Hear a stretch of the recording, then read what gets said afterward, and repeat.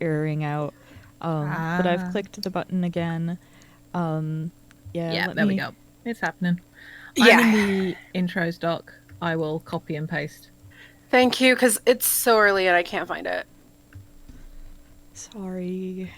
It's good. And we're back to a live ticker. The last one was not quite ticking along. Oh. Don't know why. It's fine. I have the Tiltify open so I could check it. Yeah, I have the Tiltify open, but Brian was like going to the Tiltify page and like showing the bar from there, but I have the ticker banner that you linked. All right. Hi folks, we're live. It's session 7. Over to Anya. Right. Gosh, when I signed up to do this, it wasn't 8 a.m. Time's a bitch. Yeah, let's see if I can do the Brian thing. Hello and welcome to the Follow Leader and Room Where It Happened joint charity live stream. Don't laugh at me. Supporting the charity Mermaids UK.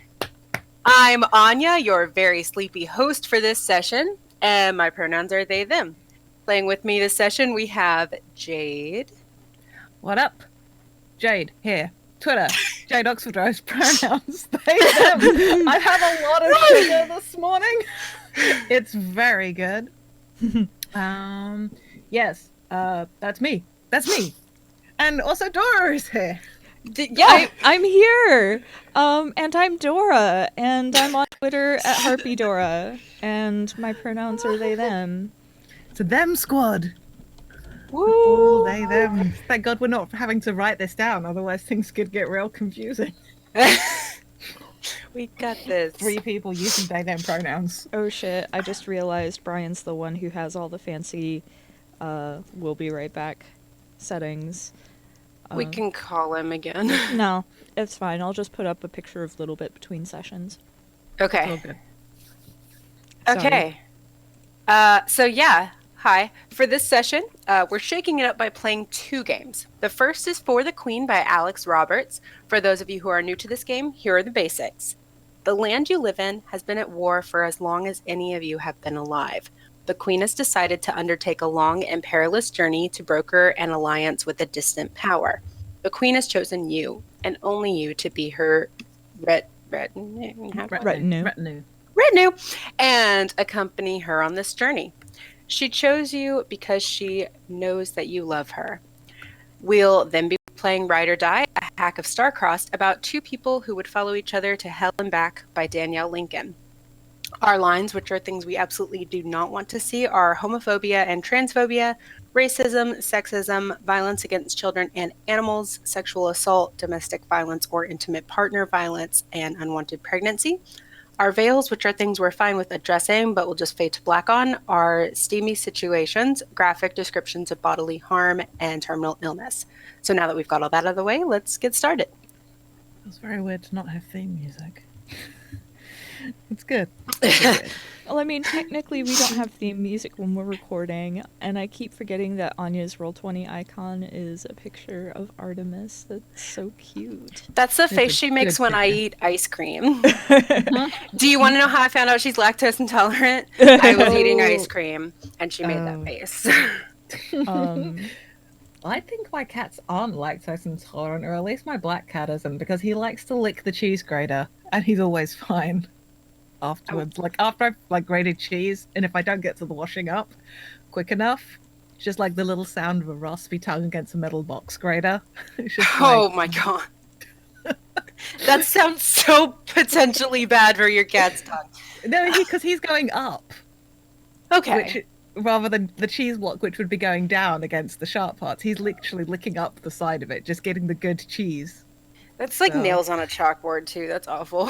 It's actually not too bad. It just sounds like a weird sort of odd, like it sounds like just a little bit like a weird sort of like rattling against metal sound. Just like if you ever wanted a visceral audio reminder of how weird cat tongues are, there it is. Oh, here, weird I can Velcro sounds. Dora, I'm gonna send you this very blurry picture of my cat in case people in the chat want to see the face Artemis makes when I eat ice cream. Yeah.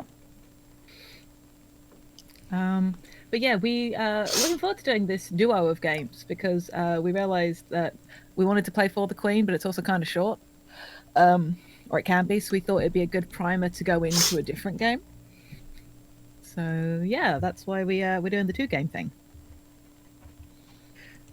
Give me just a second while I throw up the picture of Artemis, and I'm also Enjoy my cat. yeah, She's mean. I love She can her. just sit between the 2 pictures. Aww, She can.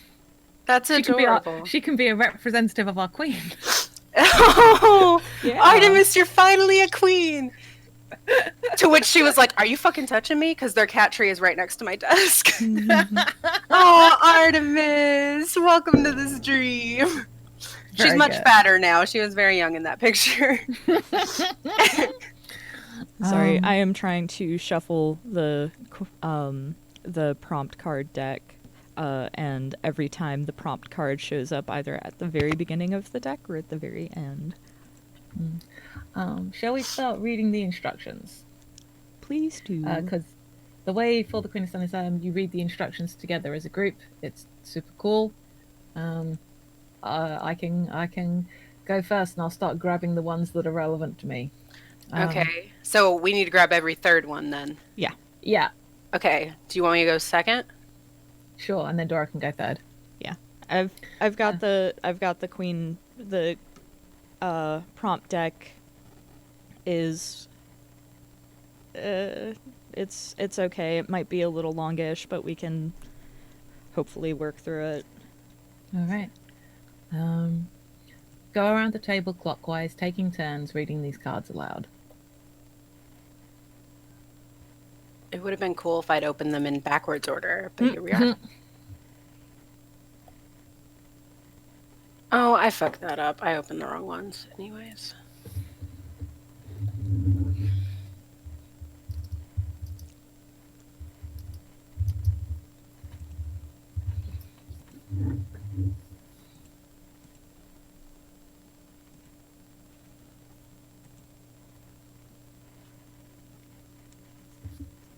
Okay, I think I have the ones I need, and we'll find out if I fucked that up or not.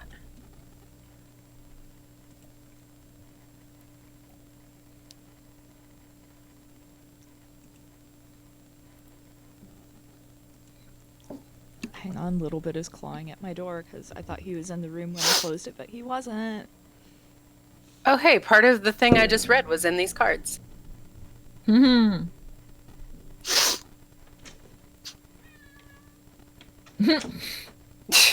Our liege. He does not sound happy. Nay. Verily, there was a door in my face. Okay, sorry. So I'm gonna read card number 3. Yeah. The Queen has decided to undertake a long and perilous journey to broker an alliance with a distant power. That's great, but we haven't done cards 1 and 2 yet. Oh. Yeah, we did. Did we? Yeah. I thought we did. When? I didn't read Okay. card 2. Oh. Okay, we'll start again. Okay. Go around the table clockwise, taking turns reading these cards aloud. Okay.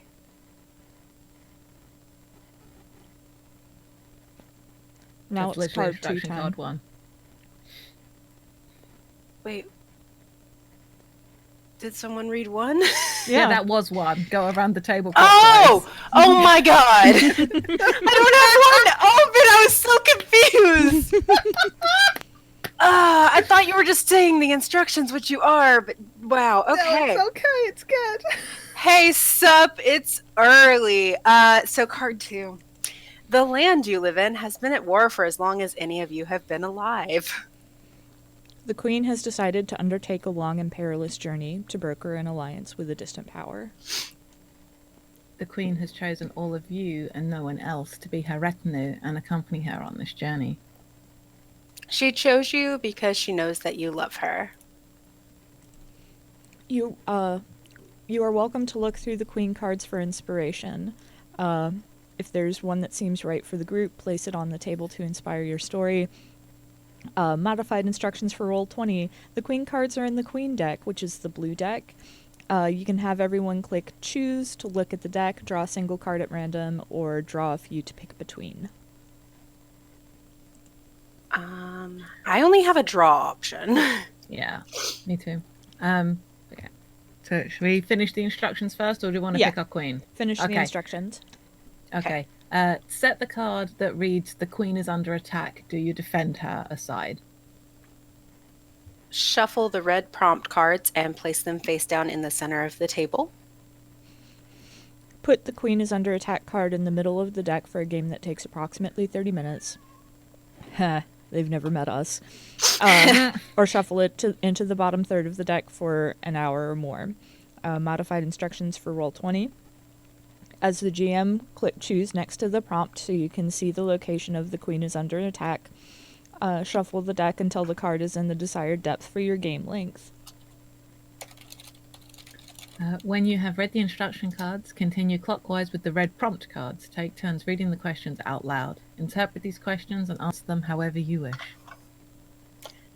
Other players may ask you questions or make suggestions on your turn, but whether you answer those questions or include those suggestions is entirely up to you.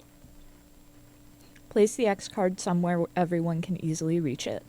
Modified instructions for Roll20. The X card has already been placed on the playmat. If you encounter a card or if you encounter a card or an answer that you don't want to be included in the game, tap the X card. That content is removed from the game. If you draw a card that is removed this way, simply draw another card. You can X a card that you drew yourself.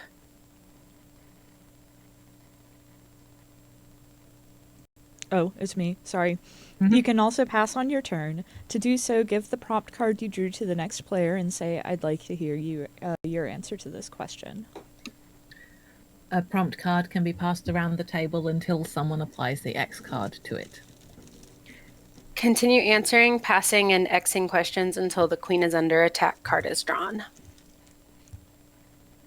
Each player should answer that question in turn. Then the game is over. Whoever wants to can draw the first prompt card. But first, we got to pick our queen. Which I think maybe only Dora has the ability to choose. Let me just Oh. put them on the deck. Yeah, Oh, nice. I'm making them not so huge because there's a bunch of them.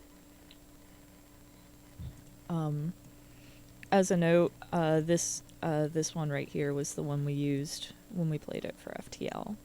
Ah, see, now that just makes everything I know about Steady so much cooler. And we're just choosing a queen purely off of aesthetics right now. Yeah, it's Yeah. like what inspires us, like what kind of ruler does she look like, or any vibe, because all of these cards, they're really different in styles, and these queens have different looks, different ages, Like- different like things they're holding. So who looks the most like Artemis? Yeah. How old is Artemis? Here we go. Here's Artemis. Oh my god. Jeez. I do not know Artemis. So Artemis is she'll be 5 in August. July, one of those two. Oh, she baby. Yeah. How many queen cards are there? So many. So many. We should have Sorry. maybe put this up there. Discounting Yes. that one straight away. The one you just pulled, Dora. Because that Oh. one looks way too much like Queen Elizabeth. Okay. And you know, and my right is a British person that has to live with that shit. Absolutely. That's fair. Card has Sorry, in been the flipped chat that you- over. Cannot see this. There's a lot of queens. Wow. So many queens.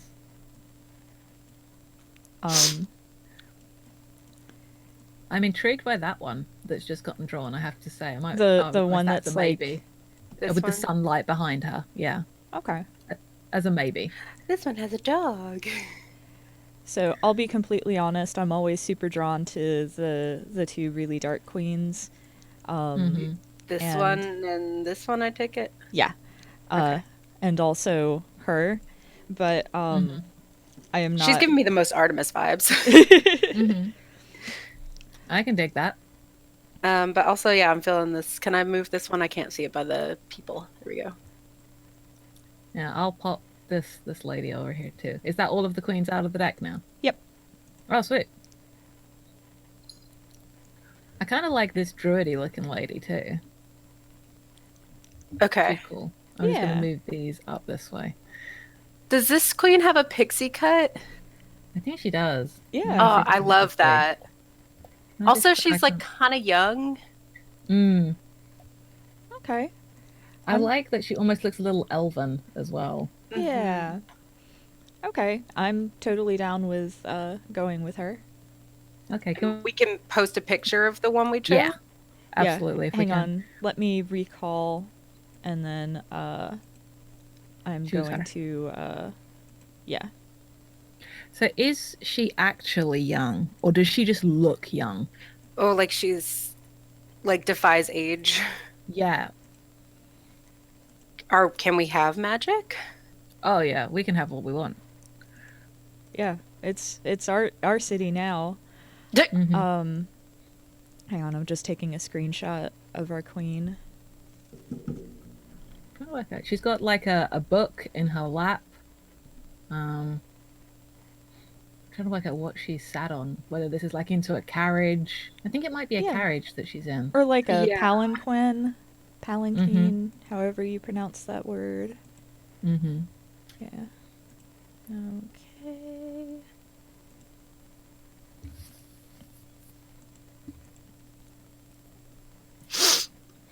All right. Whoop, that's not how you spell queen. So we have our queen. So that means we can go in with the prompts. Yes. So what Does did anyone- Mm-hmm. okay, so in the dock the dock order is Anya, you, and then me. So Anya, if you want to draw from the red deck. Okay. One card. Yep, and then you can put it here. Okay.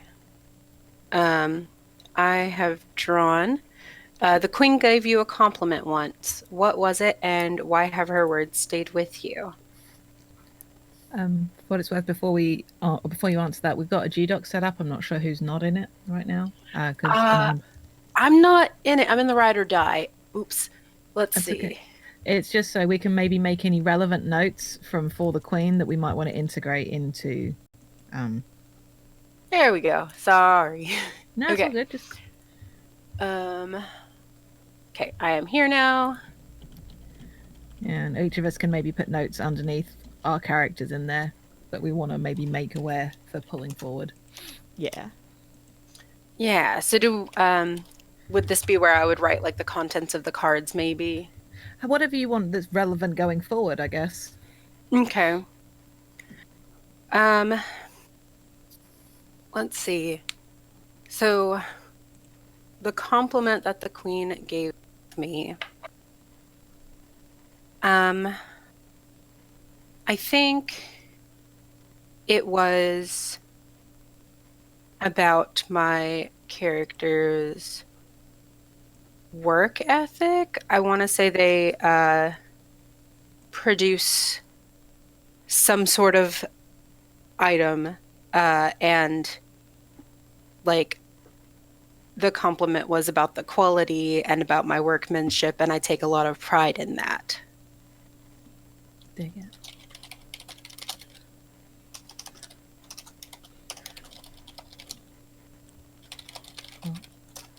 Dora? Is it you next? Yes, it is. No. Is it me? Yeah. No, I'm looking at the order in Roll20. Oh, yeah, I'm looking in the order in the dock. Whichever you Oh, well, prefer. that If makes you want sense me to too. go, if you want me to go next, No. I'll go next. I can draw. Okay. I can draw. Or can I?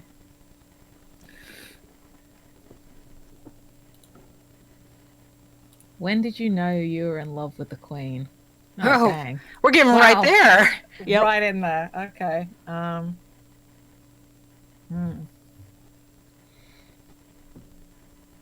Whose water bottle did I take? What? Is it mine? Somebody else had a Royal Caribbean water bottle, and I just saw it was a Royal Caribbean water bottle and just assumed I left my water bottle downstairs, so I filled it up with water and brought it upstairs. I don't know whose bottle that is. Oh no. It's fine. The rest of the people who live in your house are in Texas. No, they're here. Oh. Well, they probably won't need it. It's like you're using my Royal Caribbean water. I knew I was in love with the Queen. So give away what my character does now, because I had this idea. They're like the court jester, or that's how they appear. They were like maybe a traveling troupe of performers came through town and was invited to the palace, and I was requested to stay, but got some rogue skills. But people tend to write me off because I dress a certain way and I act a certain way and I play the fool because I'm here for the Queen's amusement, and the fact that I might have any number of sharp things hidden upon my person at any given time that I'm very good at throwing is irrelevant. I am here for the Queen's amusement. And I knew I was in love with her because one day she laughed, and she's laughed lots of times, but like the sun came through the window at the same moment, and I realized that I wanted to keep being the reason she was laughing for the rest of my life. Fuck off, Jade. No, make me. Make me. Dara! Wow. You killed that moment. I'm sorry. I have two emotions, awful and fuck off. Sad. Oh, okay, fuck off. That's great. I like how Thistle managed to be both. Yes. Oh. Simultaneously at all times. All right, so Anya, do you have any questions for Jade? No, not currently. Cool. The Queen sometimes shows interest in your personal life. How do you respond to that? Why? I think I'm just baffled.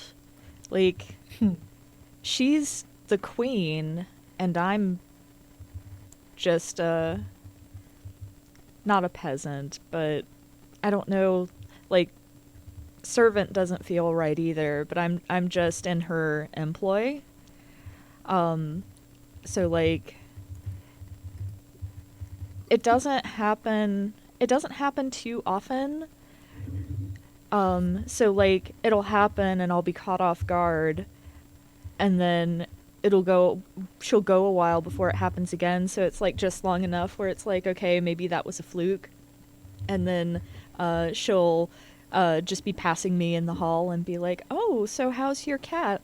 And it's like, you know, something like that, something that's just completely banal and innocuous. And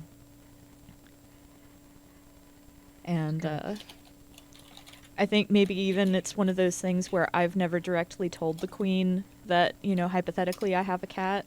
It's just something that she happens to know that I have a cat, even though it's never come up between us. So. Okay. Did anyone have any questions for... Mm-mm. No fun. I have a question. Yeah. What's your cat's name? Yeah. Achilles. Oh. Nice. Good. Okay. I'll draw.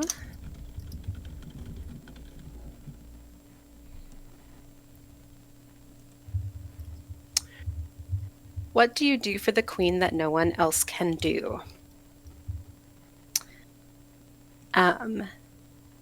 So I guess I want to continue building who my character is, and I think that they are a crafter and they are an arms manufacturer. So and am I allowed to make this decision that I do this thing? Yeah. Yeah. Okay, so yeah, they supply the weapons for the Queen's army in the war, and uh,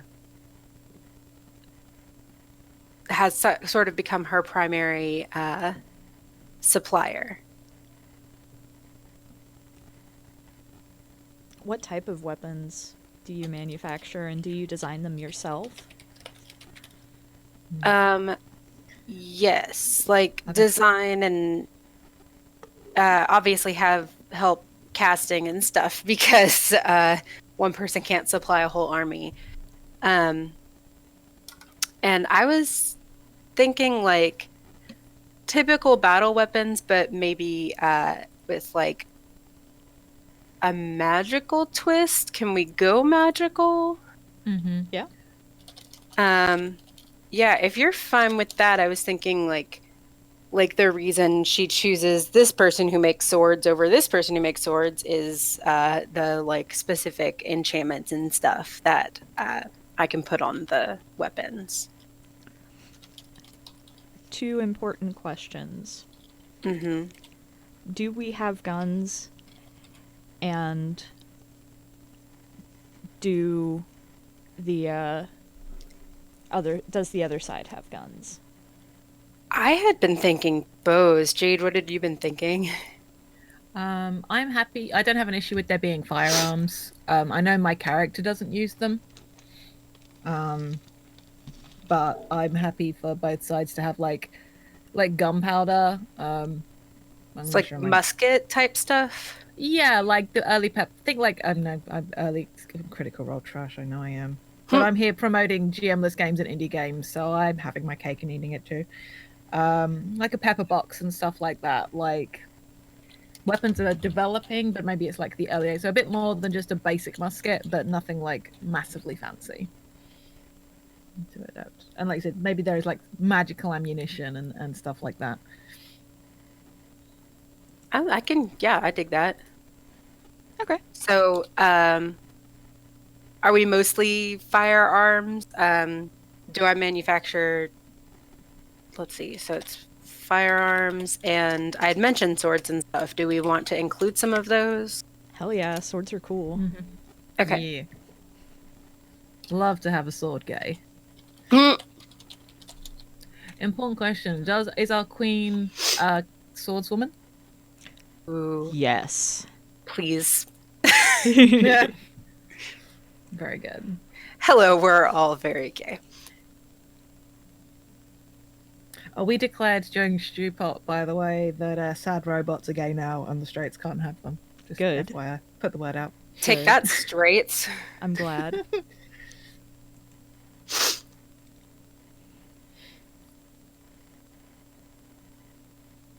All right, Jade, you're up. Oh, dang. I lost track. I should have drawn this earlier, and then I would have been set. That'll teach me to not be organized. Oh, the queen had you punished once. What about the memory of that will stay with you forever? Hmm.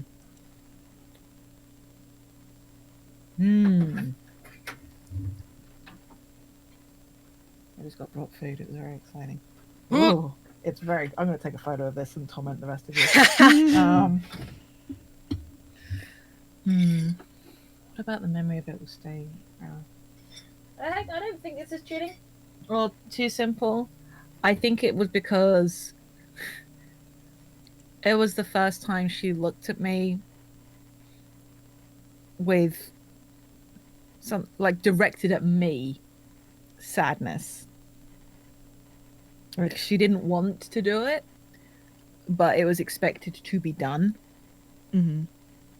And I didn't want to ever make that happen again. But the look on her face,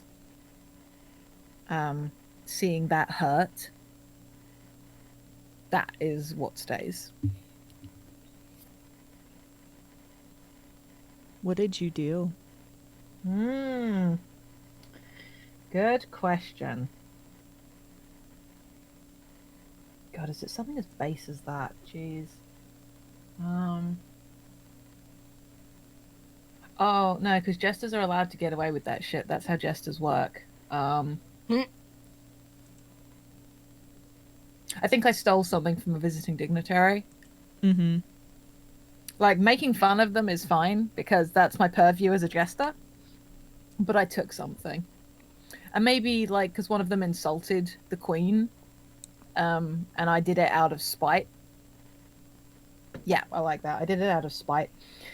But it got found out about, and the queen had to, like, publicly punish me for it.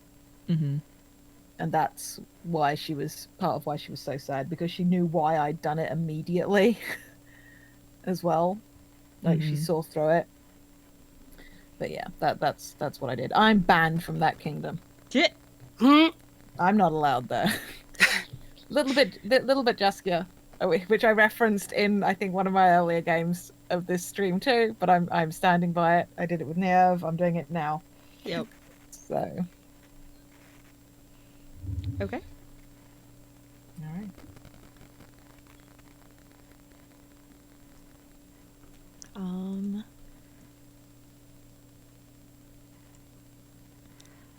Who is this distant power you are traveling to, and why do they make you uneasy?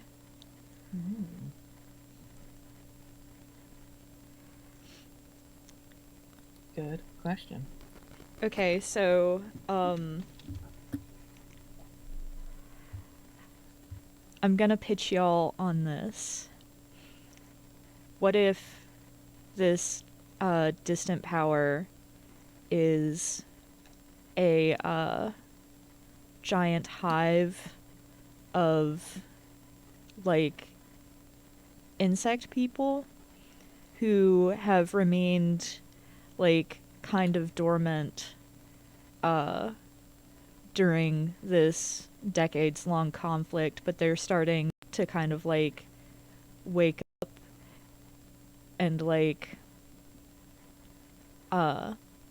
they make me uneasy because, you know, they're kind of like an unknown quantity, and also they're not like us.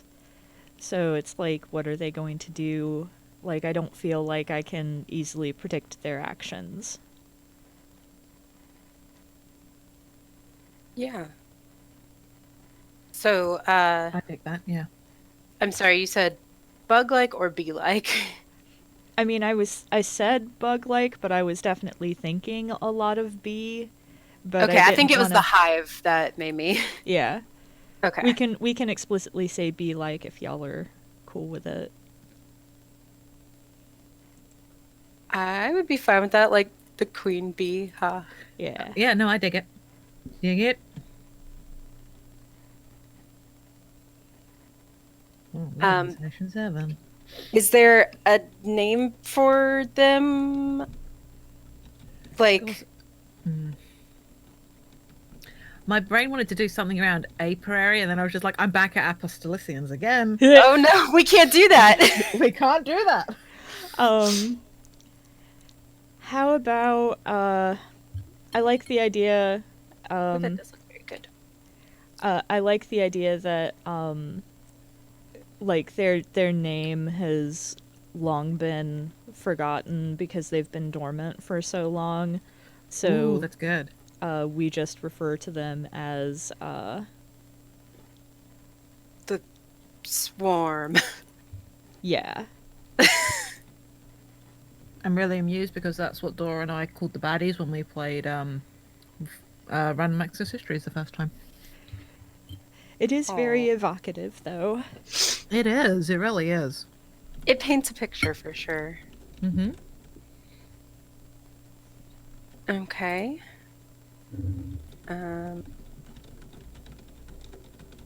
It never goes where I place it. What did you bring with you that endangers the queen? Good question.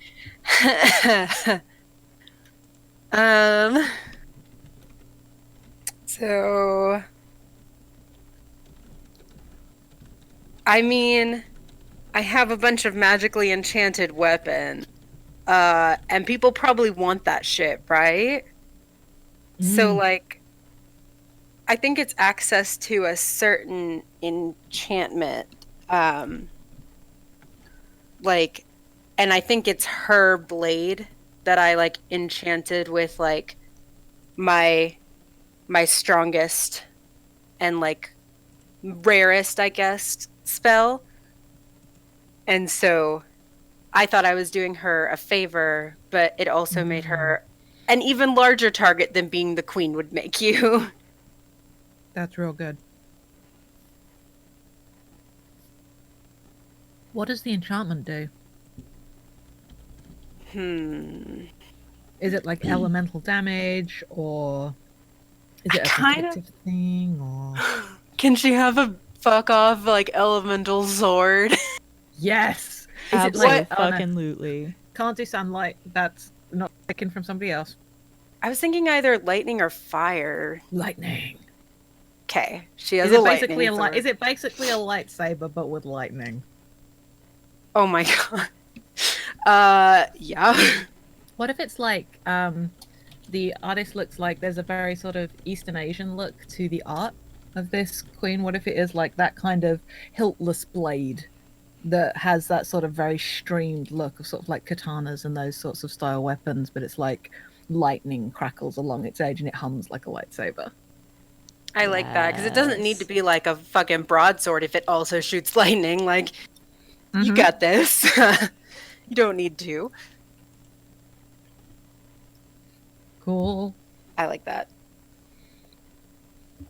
All right.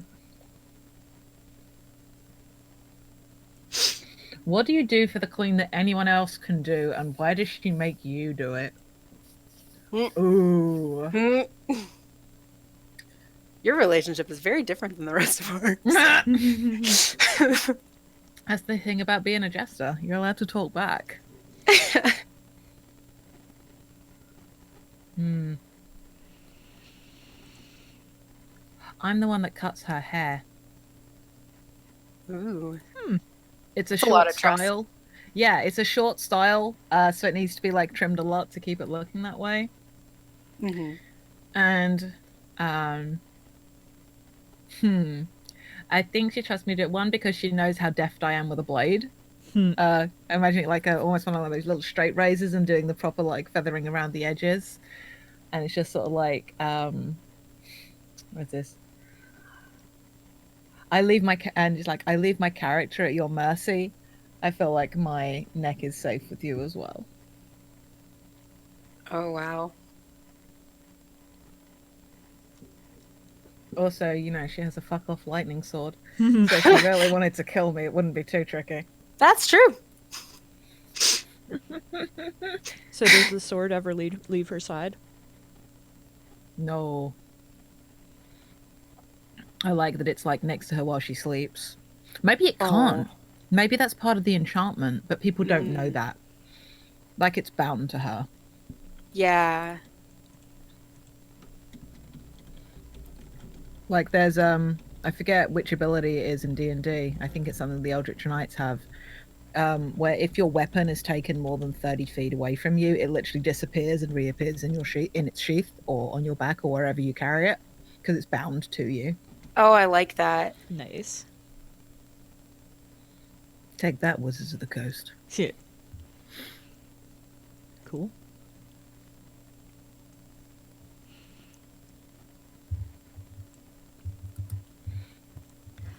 There is a part Okay. of you that does not want peace in this land. Why are you attached to the war?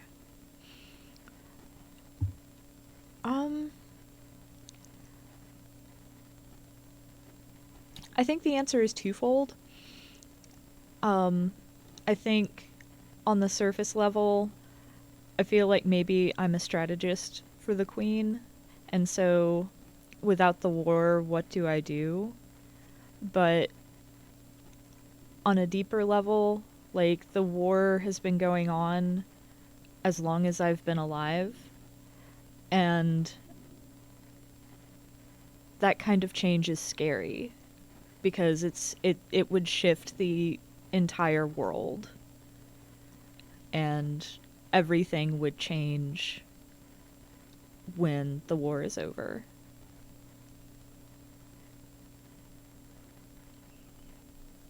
Do we know anything about what your character does for the war yet? Yeah. What do you? Can we find out a little bit about what you do? We know I'm basically a jester slash bodyguard. An arms supplier.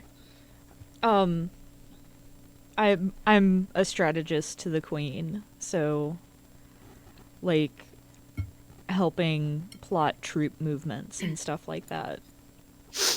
Cool. Nice.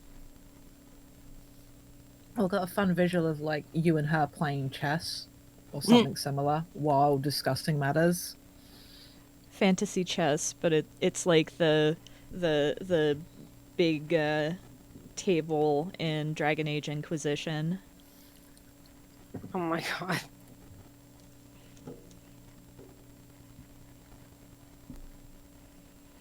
Okay.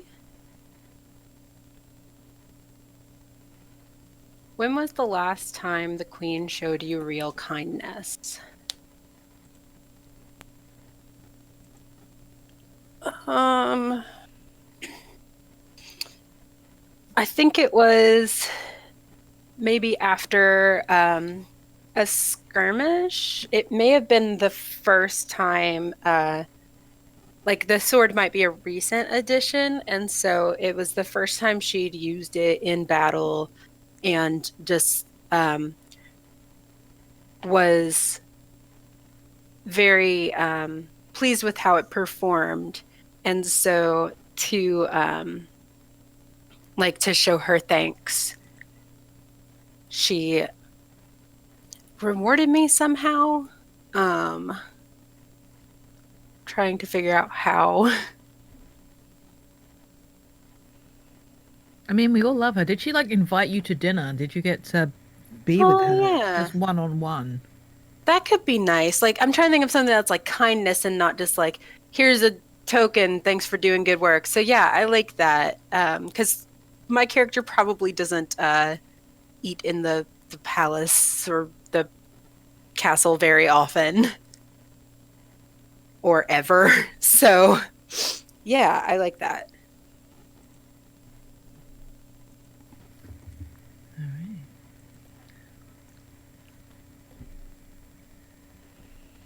Damn. The queen thinks more highly of you than you do of yourself. How do you know this? Oh. Wow. This relationship is intense. Yeah, you're getting all those very intense cards. I think she told me. Oh. I think she's very candid with me in a way that maybe she doesn't get to be with other people because she's a queen. She has to be very measured in her way of speaking. I'm allowed to be a gobshite. That's my purview. She has to be polite, but with me, she can be honest. And I think I was maybe making a joke sometime, and she literally like looked me dead in the eye and said, "You do not think highly enough of yourself. You play the fool, and that is the part that you play, and you play it beautifully, but that is not all you are." Yeah. Good I'm gay. shit. In the chat, we have a Jade in all caps. That's good. If I had money, I would donate every time somebody yelled at me, but I do not have that kind of cash, sadly. Incentive goal for another time.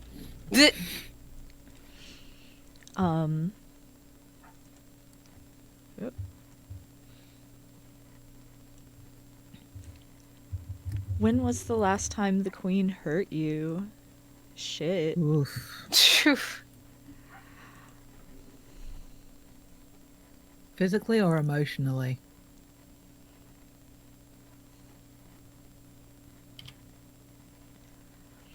Was it like a heated strategy meeting and something got thrown and or broken by accident? Like, or did she say something? I think it was definitely emotionally.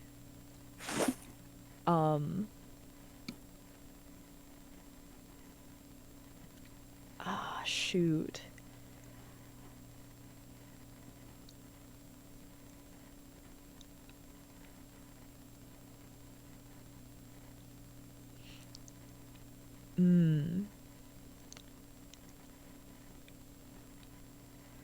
I think it was last night over dinner. She'd asked me a question about my personal life. I don't know what it was or if it even really matters, because before I could really respond, Jade, your character, said something that caught Damn it. her attention, and she laughed and smiled and didn't wait for my reply. Damn it. We have to be right or die in like an hour, Dor. No, it's good. It's very good. I'm not saying that I resent you or anything. That's just the last time the queen hurt me. Okay, fair point.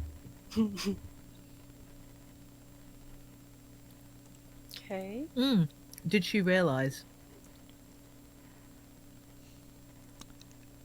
Ooh.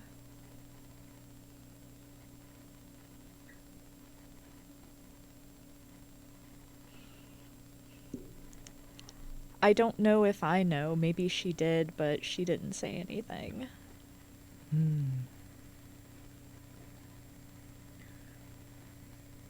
Good shit.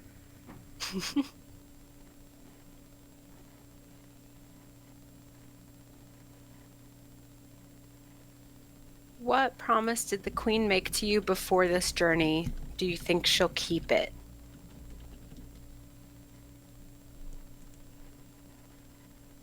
I think so my character, I came from a place much less regal than this, and she promised me that at the end of this I would just be in a better place. And I think there have been times that I have doubted that, but I keep doing my work, and I think I keep hoping. It's like when you aren't convinced something is actually going to happen, but you still hope that it will, and so you just keep working towards that thing, even though you're not certain it will actually happen.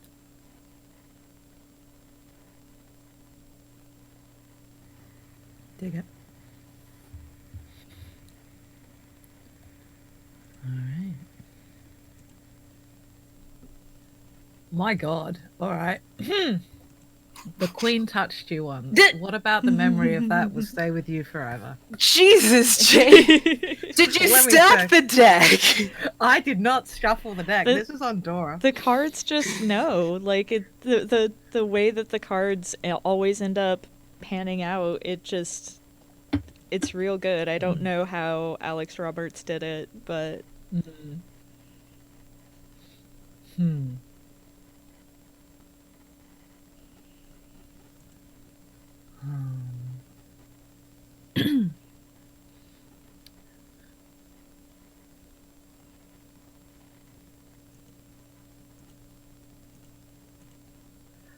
Oh, okay. It was when she was holding court, and I was like sat or perched or whatever near her seat, and I went in to make an observation about somebody there, and she laughed and she looked at me, and because we were so close, she noticed a scar on the underside of my jaw that she hadn't maybe seen before.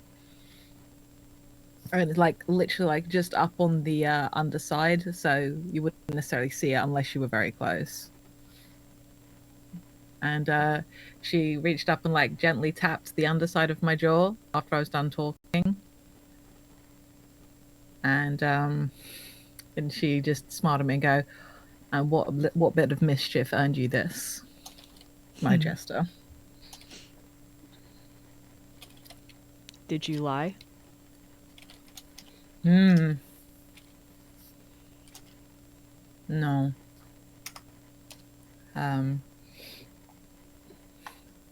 Like, the story is not nearly as fun as I would hope to tell you, my lady. Or my queen, I should say.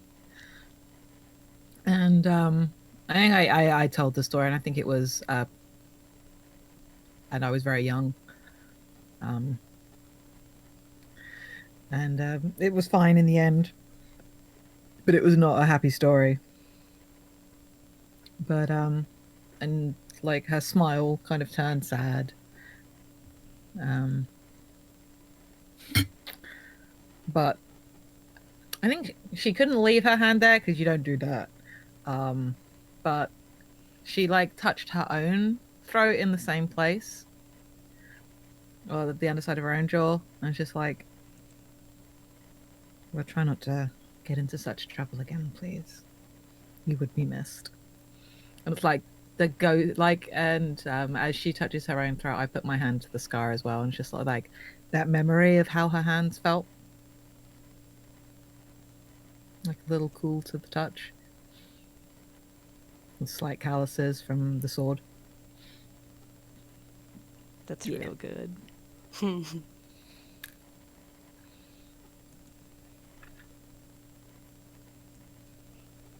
Okay. Ah, fuck. You arranged for the queen to be ambushed on this journey. Oh no! What did they offer you? Dora, how could you? Dora, we're supposed to like each other.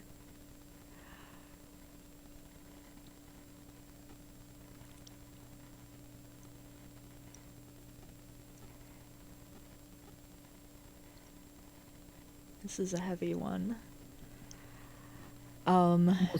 Was your hand forced?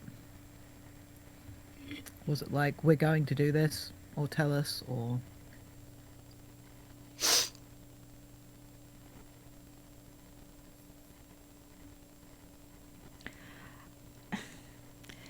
See, I mean, there's a part of me that wants to take that as the easy way out, but You also want to be an asshole? it's not that I want to be an asshole, it's that I think I might just be a coward. Oh. I mean, that's interesting in its own right. Like I think maybe the fear of the unknown is too great and I can't, like, maybe I justify it to myself as the queen's making a terrible mistake by going to try to broker an alliance with the swarm, but she won't listen to me, so I have to do something to keep her from doing this. And so I don't think that the ambushers are necessarily from the enemy kingdom, but what got me to agree to this is they said they'd spare the queen's life. Will they? I mean, that's something we'll have to find out, I guess, but yeah, but that's what they offered me. cool. Okay.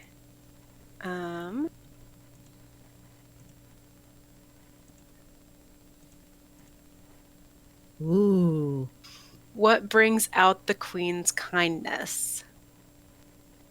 good card.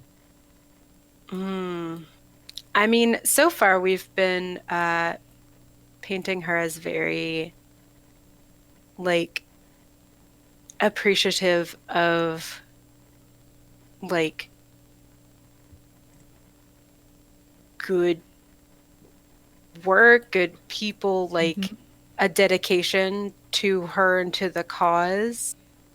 So I think that genuine nature brings out her kindness, and therefore the opposite being that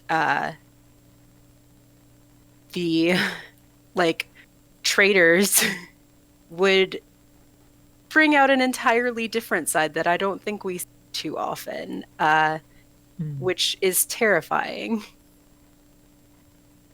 Nice. If that sounds all right. Yeah. Alrighty.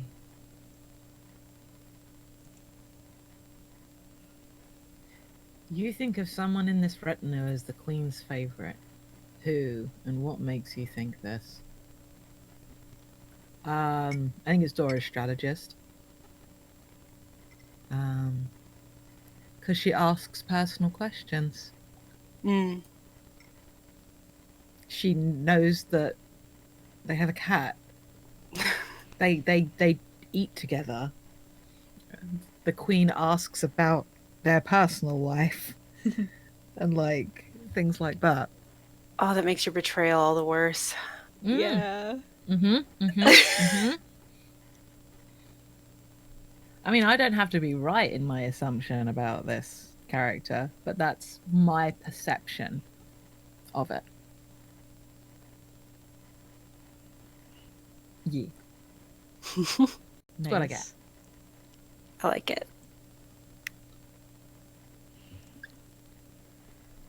What part of this journey will be the most difficult? How do you pull the rest of the retinue through it?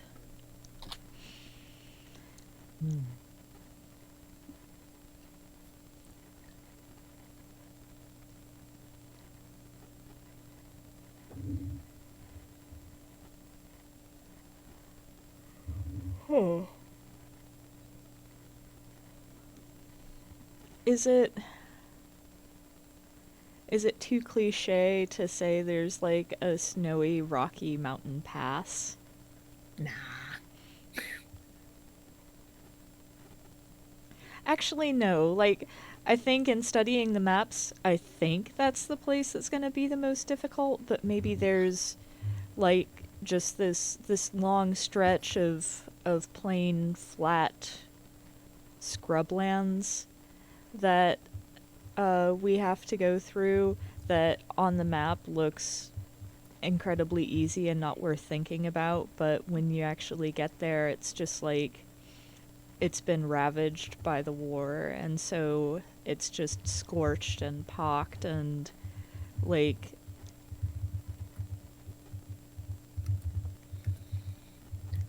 really depressing. I like that it's a really open area as well. Like if the people of the hive or the swarm can fly as well. Like being in such an open, exposed area is a risk in and of itself. Mm-hmm. Yeah.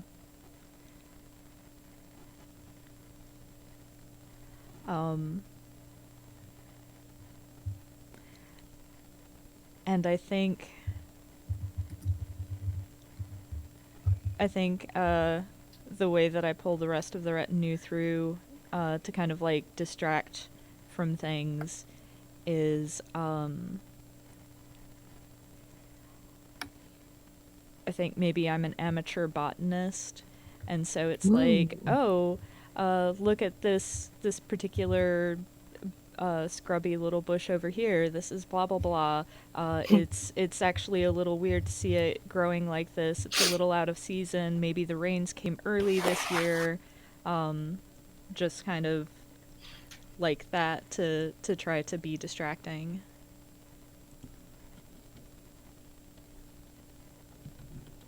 What an educational trip we're taking, too.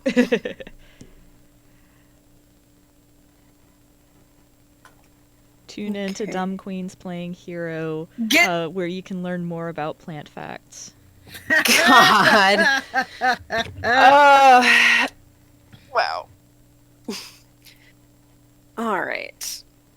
The queen is responsible for the death of someone you loved. Who and what happened? Damn. Jesus. I did not know this was a card in this deck. This did not come up in the FTL game. Oh boy. So I came from a place that was not as regal as this place, as I've said, and the place that the queen found me was in an enemy town. And so after destroying the town and all of the people in it found, I'm gonna say, a child, uh, and like didn't have the heart to like just fucking kill this child and like, all right, you're coming with me. And the kid was like, thought like they were going to be a prisoner, um, but ended up just becoming a part of the the queen's land. Like, all right, kid, sometimes life sucks. Yeah, at least you have a home now. Damn. War is bad. War is bad. Okay.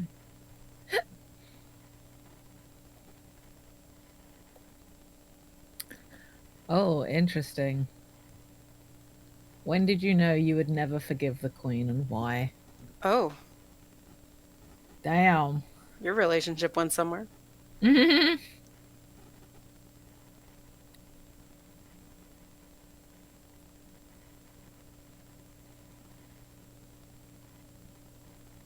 Hmm.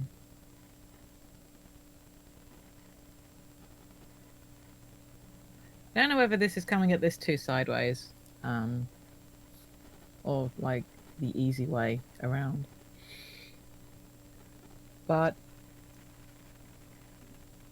I think what I can't forgive her for, and I won't ever forgive her for, is the fact that she doesn't love me the way that I love her.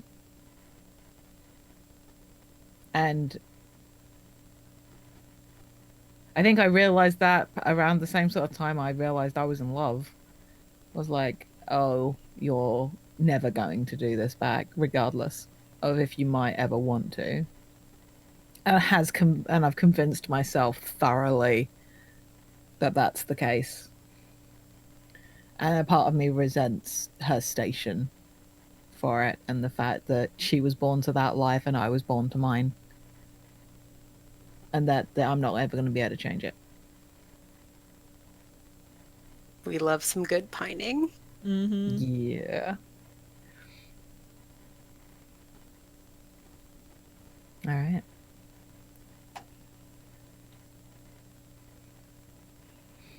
That's me. Well, that means it's me.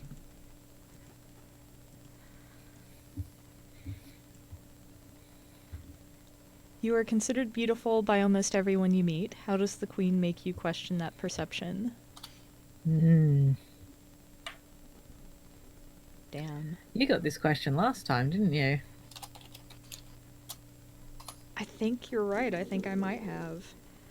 I listened to it fairly recently. um, Shrug is doing some solid plotting in the chat, I gotta say. oh Mm-hmm. jeez.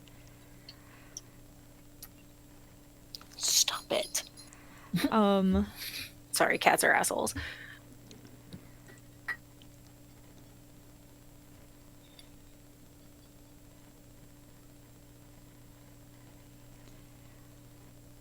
I think, I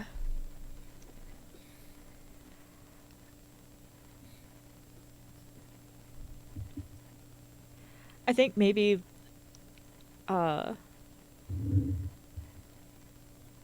this is a situation where, like, I have really long, really beautiful hair, and I,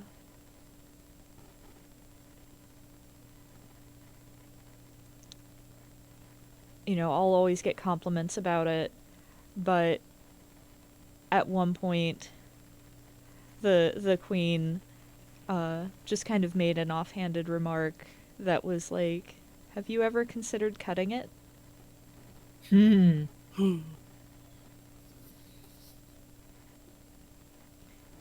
And I definitely just sort of stammered and was just like, no, never. And she just kind of went, ah, and went about her business. Our very oblivious queen. No, I don't With think her super she's. cute short haircut. I don't know if she's necessarily oblivious, but.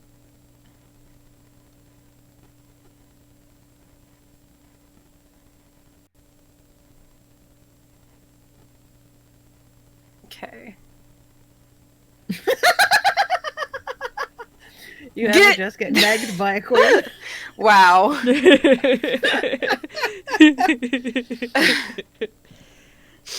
Jesus. Gosh, the queen is not good in my eyes. You saw the queen do Mm. something terrible to keep the retinue safe. What was it? Did you come to respect her more or less afterward? You gave her the lightning sword. Like, come on. I know. I didn't think she would do that. Oh, gosh, I'm losing my headset. Okay. What did you do, queen? I want it to be something that made me respect her more afterward. But like it was a hard choice she had to make. And it's not like she enjoyed this terrible thing, but knew like this has to be done. So I think that answers the second part of the card, but I have to answer the first part. What was it? And if anyone has any ideas, I don't want to keep killing small villages.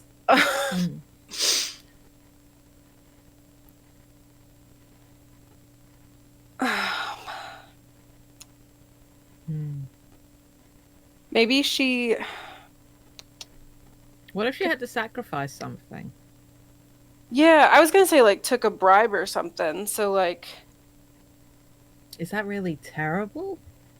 maybe yeah, so I guess sacrifice something could work. Maybe was it one of her well, it kept the retinue safe.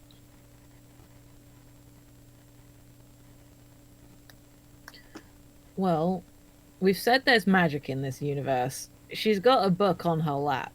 Mm-hmm. I watched Full Metal Alchemist Brotherhood Oh no. recently. What if it was like an equivalent exchange thing? Yeah, I'm digging that. Oh boy. Oh Did she give god. up some of her lifespan? Or I've also been watching some of The Witcher, like, it's all about giving stuff up to get stuff. Yeah. I like that. Ooh. What if it's like gave up a right to bear an heir to her line? Oh, so currently the line stops with her. Mm-hmm. I like that.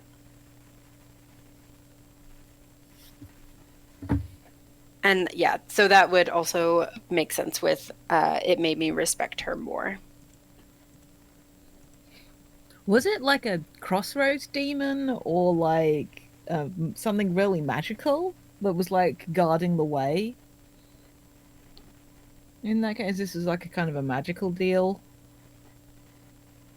Yeah, like we just were unprepared. Like wasn't anything we had like heard would be there and had to think on the spot about how to get past the situation. And so she just kind of made that decision. And maybe like a little too readily, just like, I know it has to be done. Yeah. All right.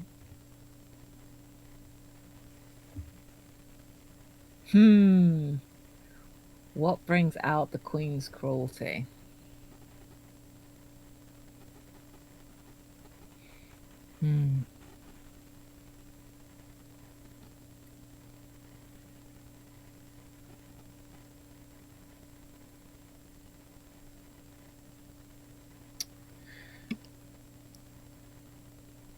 what if, like, with this magical stuff, she's very attuned to the emotions of others. And I'm thinking, like, my brain was going around, like, you know how the air feels when a storm's about to happen? Mm-hmm. And that kind of crackle in the air, like the smell of ozone. I like the thought that if she is around enough negative energy, be it people or if she's to a place where there's been a lot of death, it's like the ions charging in a storm. And she's like the lightning rod for it. She can't help it, but it pulls out that from her, or makes that happen. And like she can choose to be cruel, I guess, but it's because she knows cruelty in that way. People like that. Yeah. Yeah. There's definitely a lot of elemental stuff going on with our queen, and I dig that a lot. Yeah. Okay.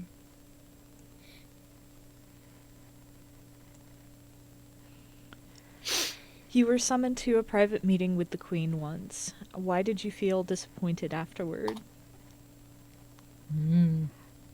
Hmm.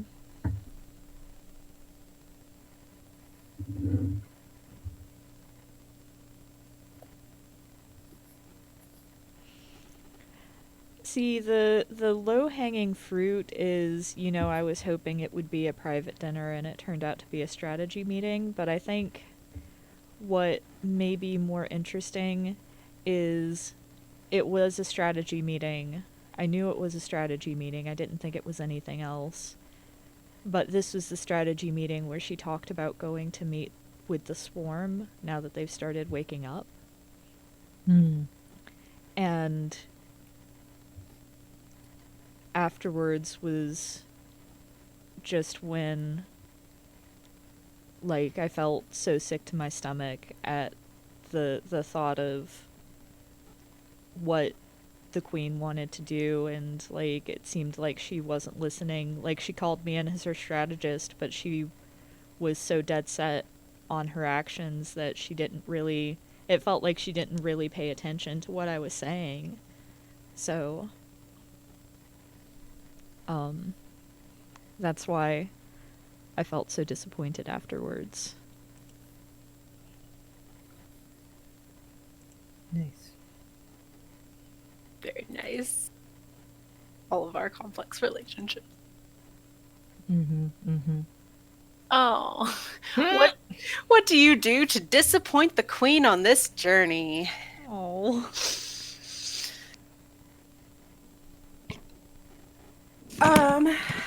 I think that oh god, can I make a morally gray kind of jerk? Do it. I believe We in can you. be ride or die for each other and big jerks. I think that my character starts to produce weapons of slightly inferior quality for the rest of her retinue so that she will look even better in a fight. But also that in turn is damaging her side of the fight because now she is weaker because her crew is not as strong. That's literally just the two of us. It's great. What is that? Like, it's literally just these two other characters are just like getting given shitty weapons. Oh no, I thought there were more NPCs in this retinue. I'm It's so just sorry. us. It's just us. Get fucked, you two. The queen has to look good. Whoops. Whoopsie.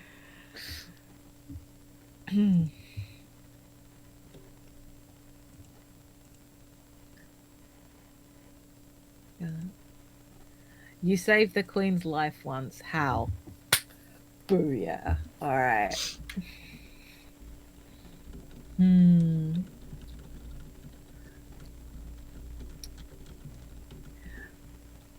I think this is some full-on like rogue shit because I love rogues. Hmm.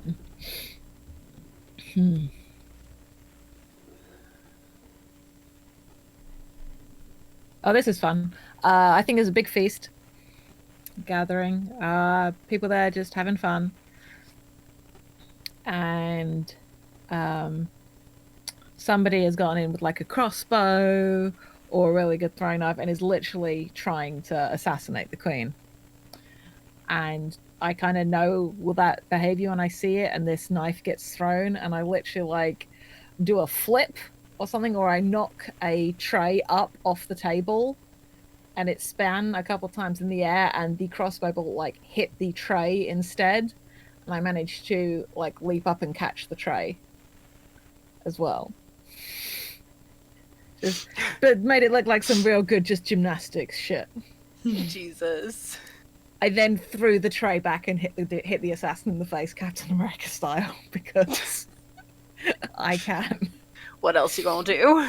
Well, just like that. It's just like enough time to like stun the assassin for a second before the town guard, the palace guard were able to like pounce on this dude. But yeah, just like got to use some acrobatics stuff. Yeah, that's how I saved the queen's life that time. Hell yeah.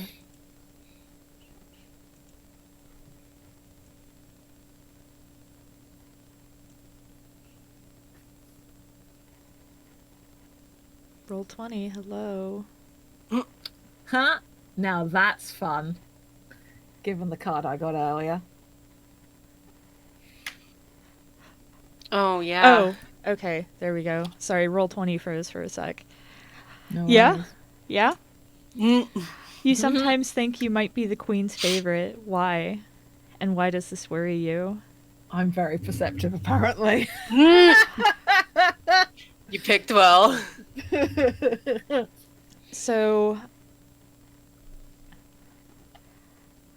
this one's really simple because I suspect this for the same reasons that Jade's character suspects this, because I'm the only one she's seen take an interest in my personal life.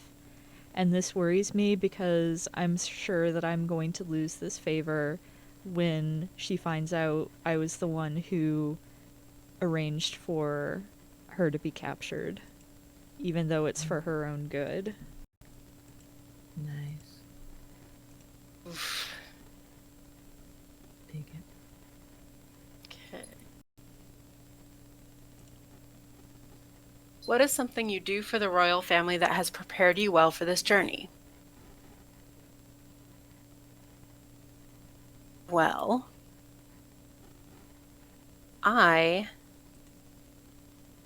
think that I had trained with them a little bit before. Like, she chose us to be her personal army, and then like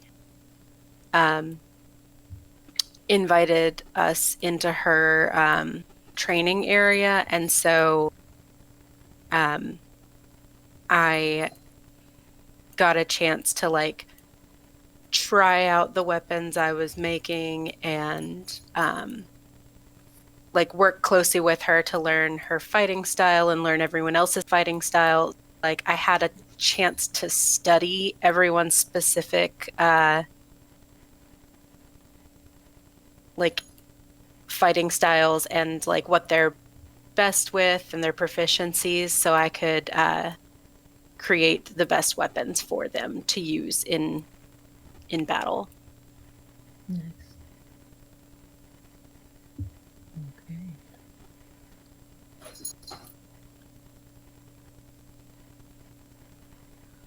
There is a false rumor about you and the Queen back at the royal court. What is it, and how did it start? Gosh, I wonder what it is. I wonder what it is. I mean, it's the obvious one to choose, but I do think given all the other things that have come up, it feels narratively justified and not just potent gay. Look, you didn't choose this obvious one. The cards did this. Mm-hmm. Yeah. I think it started with that touch of the jaw at a public thing.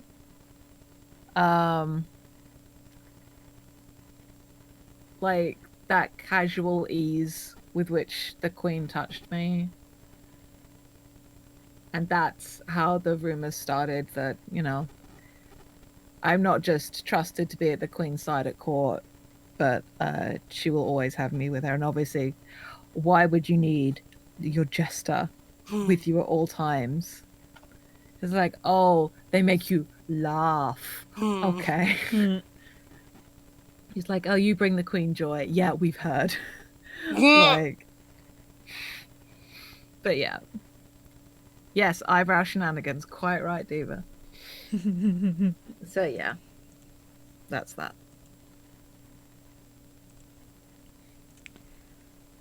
Okie dokie. What did you bring with you to protect the queen? Danielle showed up at the right time. Yes, you did. Danielle. Yes, you did. We're hopefully gonna get to ride or die. We will. What? We're almost to the card. I just checked. Oh, okay. I also have a planned incentive. But I'll get to that when we get to ride or die. Okay. I'll tell you what I brought with me to protect the queen. A band of people to kidnap her to save her from herself. Oh my god. That's- Oh my god. That's what I brought with me to protect the queen. Mic drop. Boom. Good shit. Oh, Good Jesus. shit. All right. The queen knows something about you that no one else does. What is it? Ooh. The queen knows.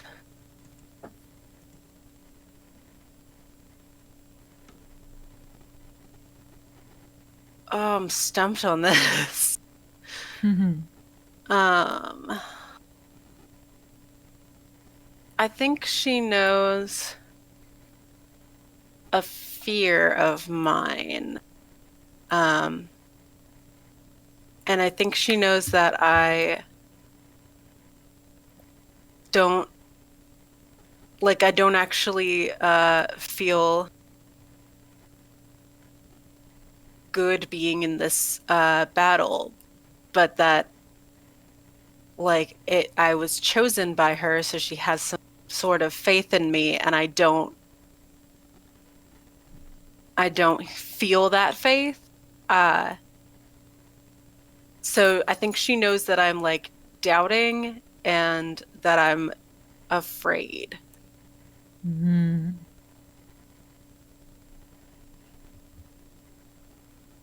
All right.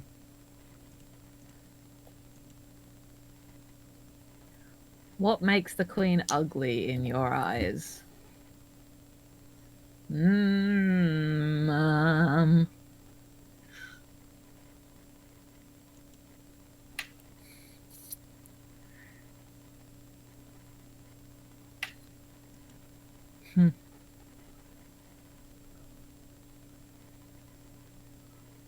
Her station. I hate the way that she's encumbered by it. And it is largely for very selfish reasons. Yeah. But heavy is the head that wears the crown. I don't like that for her. I would rather see her in just this is some peak fucking gay right now. It's just I'm sick of seeing her in finery and stuff like that. It never looks right. I just want to see her in a flannel shirt and a tank top and some cutoffs. Wow. I just hit with my entire ass out on the internet. It's Oh fine. my I'm not god. sorry. But yes, like that. And it is it's so selfishly motivated. But also I think she would be happier with less responsibility, and also she could date me. What? Get. But she's never going to be able to give up her station. That's not how being a queen works. Yeah, exactly. Exactly. So yeah. That.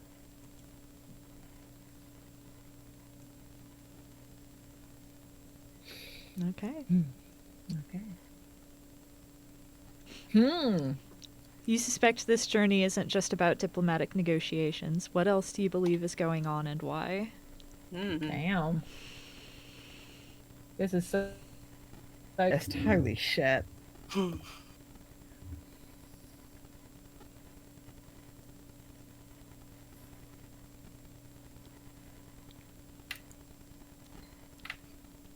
I've been privy to some of the ancient texts that the Queen has been reading about the swarm, and I think that there's some sort of rumored ancient power that is supposed to be kept in the heart of the hive that the Queen may be trying to take for our country. And honestly, that kind of scares me too, and is another reason why the Queen needs to be saved from herself. So you took a hit out on her. Okay, They Shark in said the they'd chat. keep her alive. They promised me. Shark needs to get into writing Harlequin romance, quite frankly. Oh my god. Jesus. It's a reading in case you're listening to this back. It's about the Queen arranging for her own kidnapping so she can ditch her title and also learn who else is a traitor to the cause. Currently, basically half of her party. Okay. What makes the Queen beautiful in your eyes? Well, fucking look at her. Have you seen the Queen? Will Smith arms. I think that I have not keyed into the things that Dora's character has keyed into. So I think that my character still sees her as in this for, like, I mean, even if I had seen those things, in this for the good of her people. And, like, she has had to make some hard choices along the way. But I think that in the end, I can justify the choices she's made. And I think she is leading well and, like, setting a good example for what she wants to see her people and her land become. Like it. Oh, dang. The Queen's under attack. Do you defend her? Well, yeah. I mean, that's, yeah. Obviously. Without hesitation.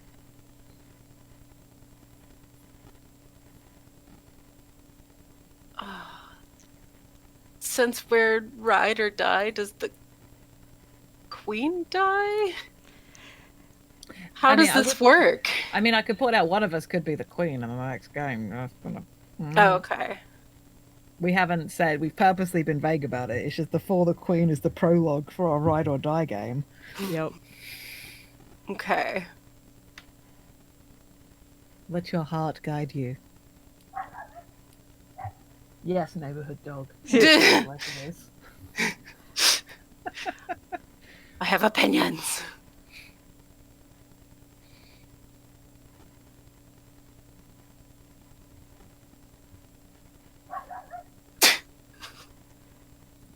The ambush has a dog. The neighborhood dog wants to play the Queen, sure. Oh. Artemis is already the Queen dog.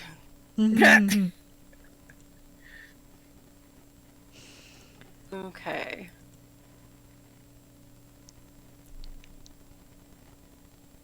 I'm so torn because it's like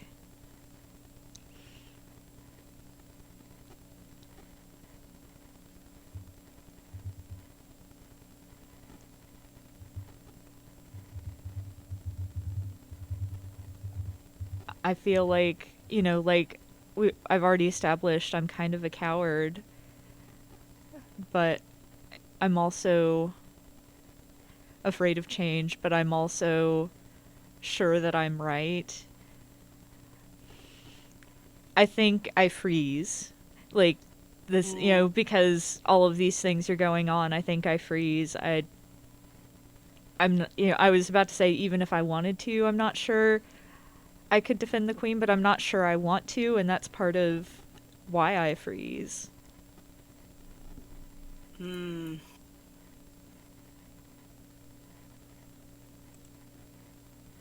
I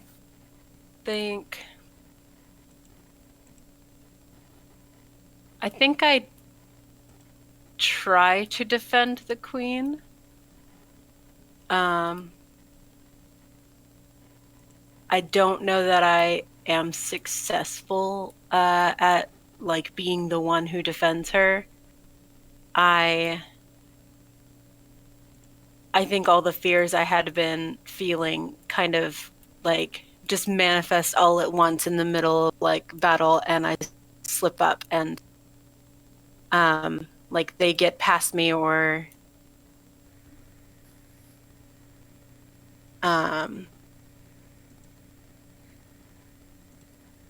yeah, they basically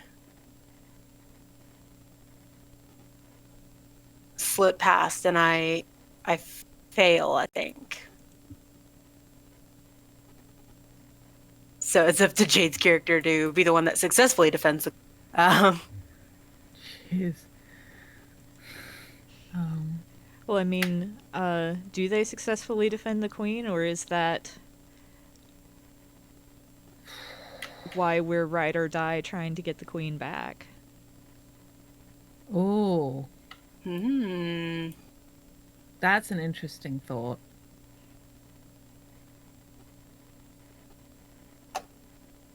Like you have doubts that you made like the wrong decision having the queen kidnapped, and now are like trying to get her back from your own kidnapper. I love that. I think that's real cool. Yeah, and also y'all don't know that I'm the one who set it up. So there's Yeah, also right. the whole, I've got this horrible secret that I have to keep from you. So Oh. Sweet. I like. All right, so I think my character does their best, but maybe takes an injury that is just like with Anya's character is just enough. And like a lightning sword is great, but when you're overpowered and maybe your retinue, who you care about very deeply, you don't want to accidentally injure them in the process. Hell, maybe it's that. Maybe she surrenders. Oh, Jade. oh man. Like someone has like a fucking knife to your throat and they're like, just surrender and we'll let them go. Oh, what if it's the same scar under their jaw gets opened up? Oh. This is so gay and good. Knit. I'm very happy about this. Okay, so there it is. And Joy obviously, doesn't I'm like try to begging get her her that this queen isn't back. okay. Yeah. Oh, this was very good. All right, so that's for the queen. Now we're gonna try to get her back. Now we're going to try and get her back playing Ride or Die. I know, Dora, you needed to have a quick break. Yeah, I'd like Yeah. a bio break. Yeah, I need to return the water bottle I stole and refill my actual water bottle. The spiel. Give up what's left of the schedule. Give all the links. I'll rattle all that. You guys take the time you need. I have a possible incentive, but I will ask you both when you're back how you feel about it. Okay. You already told me I like it. Oh. Did I? Yeah. I don't know if Okay. if you told Anya, but you already told me. So I do Oh, the not idea know. is a £5 donation means you get an extra push on the tower. Every Oh time you yeah. push, you have to do it again. Sorry, it was 1 a.m. when we talked about this. Yes, I like this Sweet. idea. All right. You guys go break. I will rattle through the thing for our lovely listeners. Thank who have you. probably heard it before. So we have about an hour and 15 minutes before we're going to wrap with For the Queen / Ride or Die. Our final session is going to be Spirit of 77, which is very exciting. I'm trying to find the overlay because it has the really fun thing written on it that Zachary wrote, and I can't remember what it is. This is what happens when we've been very busy in our planning, trying to get everything done. Just gonna keep on scrolling. So obviously we're here, we're raising money for Mermaids UK, who are a charity that support trans and gender non-conforming children and their families. There's a really hostile environment towards trans people going on in the UK right now, and Mermaids are like working against that, offering advice, support, being there for these families and these children. And we are only oh wait, holy shit, did it happen? Did it happen? Oh my gosh. I'm gonna flail now. And now my computer's taken the right moment to crash. Holy shit, we made our goal. Ha! I'm excited. Thank you, Shrug, for bringing us up to our goal. Holy shit. Well, that's our goal, £385, about $500. The green bar is filled, or the blue bar, as the case may be, on the overlay.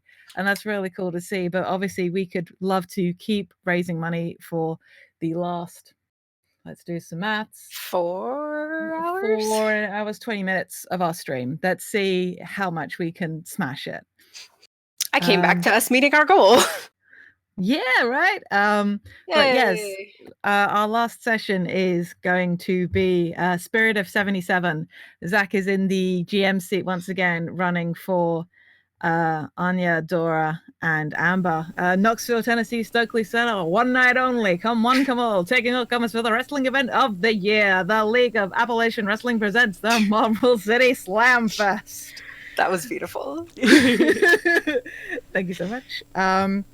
That is going to be what we are closing out with. If you are new to us, we are Follow the Leader at F. We are The Room Where It Happened at Room Where Pod. We're actual play podcasts. We do this all the time. New episodes released Monday. Room Where It Happened. Their new season starts March 2nd, playing Scum and Villainy. Yep. Yes. Hell yeah. I'll let Dora do the thing if they want to this time because I'm tired. Yeah, it's really... They wanted to last night. It's going to be really good. It's coming out 2 days before my birthday, so happy birthday to me. It's going to be kind of like space western, Firefly-ish, but hopefully without all of the awfulness that Joss Whedon brings to the table. So it's a great place to jump on. There's been some quote-unquote filler stuff that's been super buck wild, including... a game of If Not Us, Then Who by Riley Hopkins with Riley Hopkins. Holy cow. And important note to that, like a good place to jump on, like you do not have to listen to all over 100 episodes of season 1. You literally can start in season 2 and be good to go. It's new characters in a new world. Yeah, you can listen to the Building the Bleed episodes. The Microscope one is probably the most for world building, or you can just dive straight in on March 2nd with the new season. Also released on the Roomware Pod Twitter, but it's its own thing on your podcatchers, is Dumb Kids Play Hero, an Animorphs hack of Forged in the Dark. By our own lovely Danielle, who wrote the hack that we're about to play also, Ride or Die being a hack of Starcrossed. And that brings me to one of our incentives. We still have the incentive running for a £20 donation. Brian will compose an original piece for you. Just do the donation and then we can clarify that and you'll be able to message him on Twitter and get yourself some custom music. He's real good, y'all. Like, it's the shit. All the music you've been hearing in the between games has been by Brian. Except with the exception of the recorder cover of My Heart Will Go On. Yeah. That's fair. I didn't know about that. I was asleep probably. You were, but it was my good. God. This was just after you went to bed. We just don't want to get sued, and Brian makes great music. But But yes, the other incentive that we're running, for those of you that maybe haven't played Starcrossed or Dread, the central mechanic is a building block tower, where you have to take out blocks when you do certain moves. We're doing the online version of that, which is we'll roll a d20 in place of pulling a block from the tower. If a number gets hit 5 times, then the tower falls. For a £5 donation, we will pull an extra block when we have to pull a block. Please. It's possible the game might go a lot quicker. Yeah, otherwise we might be here until sessions go. Yeah, if we get up right close to the wire, we'll be like the first number to get hit 3 times. But by all means, there's 3 of us playing. Maybe give us some donations. We'll see how quickly we can make this tower fall. But let's move on to Ride or Die, which you can find on Danielle's itch, which is redtailedhawk90.itch.io. I did get that right? Uh-huh. Sweet. I'm just internalizing all the things. Okay. Blah, blah, blah. Ride or Die. Yup. Ride or Die, where it is. It's a hack of Starcross by Alex Roberts. In the original, you play 2 people who really, really want to be together, but really, really can't or shouldn't. In this game, you will play 2 people, or in our case, 3, who would do anything for each other, whether they realize it or not. Bonnie and Clyde, Spock and Kirk, R2-D2 and C-3PO, Holmes and Watson, Alfred and Bruce, Bill and Ted, Thelma and Louise, Data and Geordie, Han and Chewbacca, Butch and Sundance, Achilles and I can't play that name, Patroclus, Turk and JD, Sam and Frodo, Harry and Ron, Mulder and Scully. Some relationships are paragons. Be they romantic or platonic, they stand above others as iconic examples of what it means to be steadfast and loyal. In Ride or Die, we will explore one such a relationship, following its course in the face of conflict. Will your characters remain strong and hold each other up, or will they buckle under the strain? Okay. Initial setup. You and your game partners must first determine the situation which brings you 2 characters together. See the past hour and 45 minutes. So we know how we met. Yeah.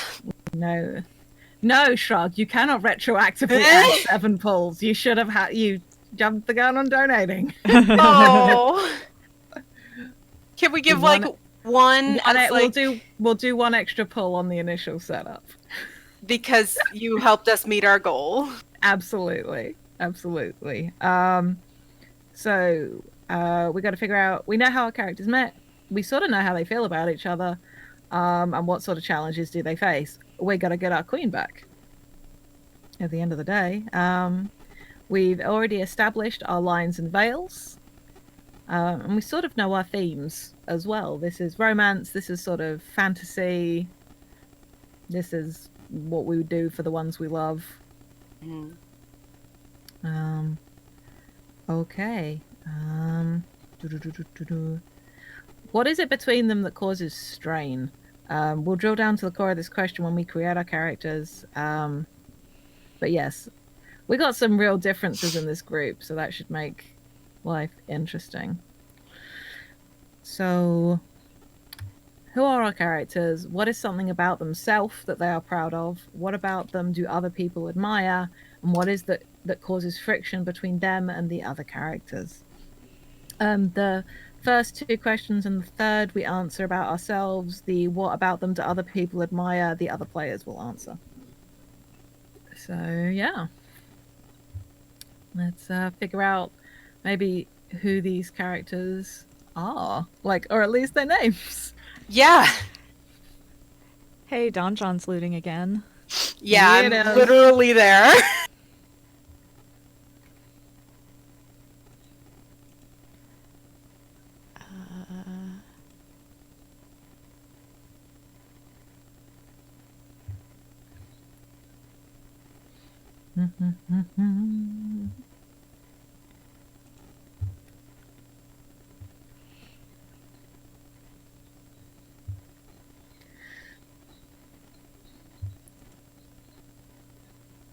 Just quickly flipping through names.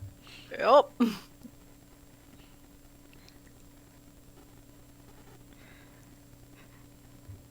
Fantasy, Don John's fantasy name generator has twice given me names that sound very close to friends at the table ship names. I mean, clearly you know what Don John wants. Yeah. Don John ships it. My character's name is Risa. We'll pop that in the doc. As you know, they are the jester / bodyguard for the queen. I do not have a family name for them. I don't think they've used, if they had one, they haven't used it in a very long time.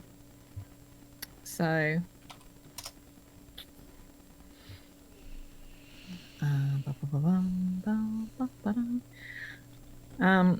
what is something about themselves that they are proud of? I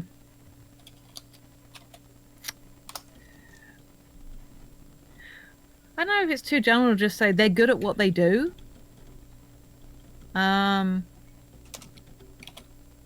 They've worked hard to be good at what they do.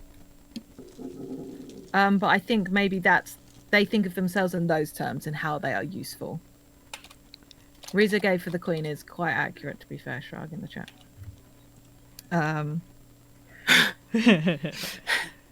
What is something about themselves that they're proud of? Is that they are good at their job, or they were until very recently. Yeah, I mean, honestly, that's what I'm putting to. That was gonna be mine too. But that's great because that's what inspires the queen's kindness. So why wouldn't we be proud of it in ourselves?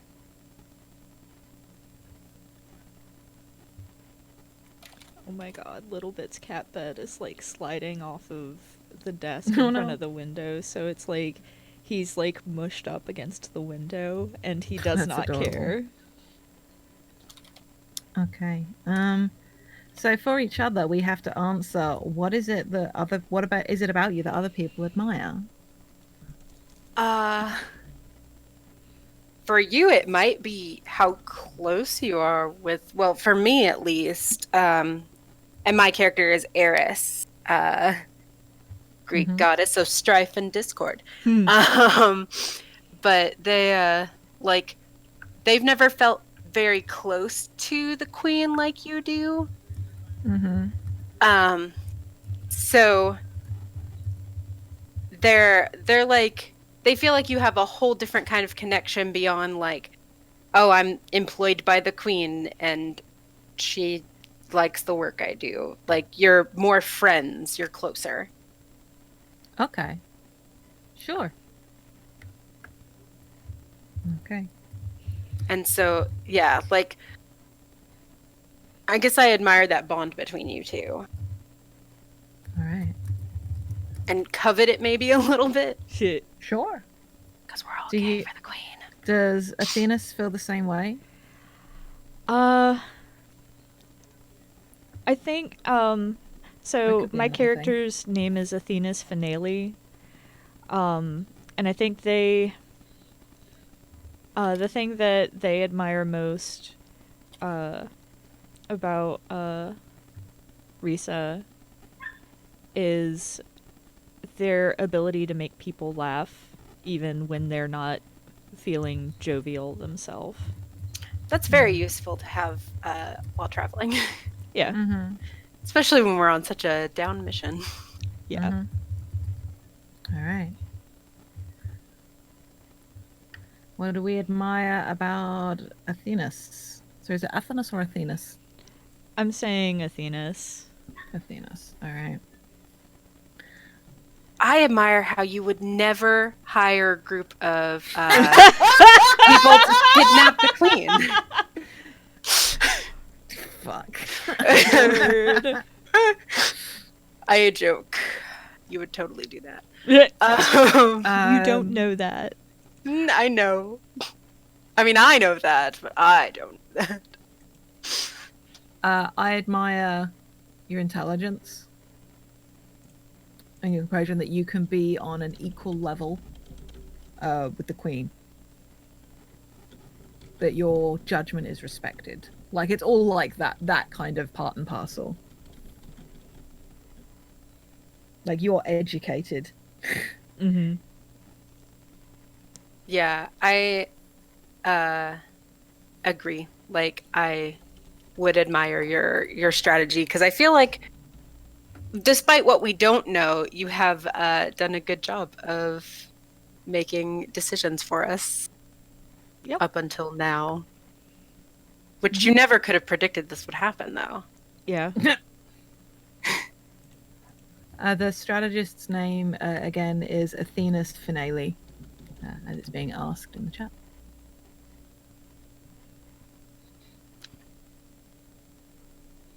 And what do we admire about Eris?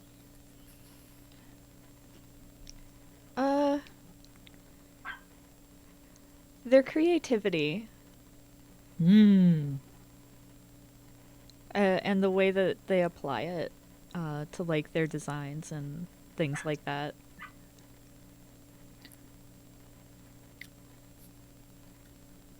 I admire their compassion. They care so deeply about people.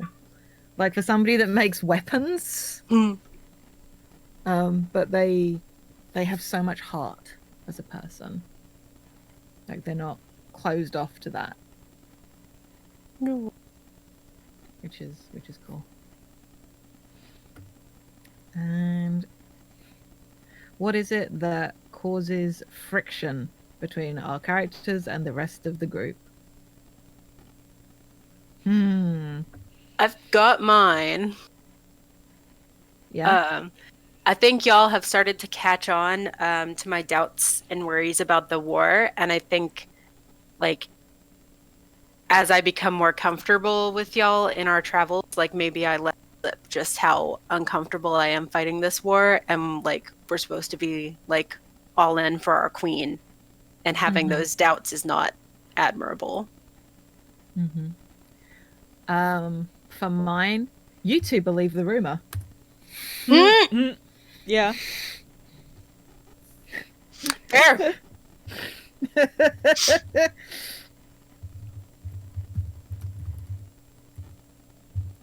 I don't see why I wouldn't.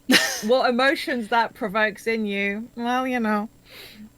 I don't necessarily think Eris is in love with the queen, so I don't think it would provoke like jealousy to that extent, but You love the queen, but you're not in love with the queen. yeah.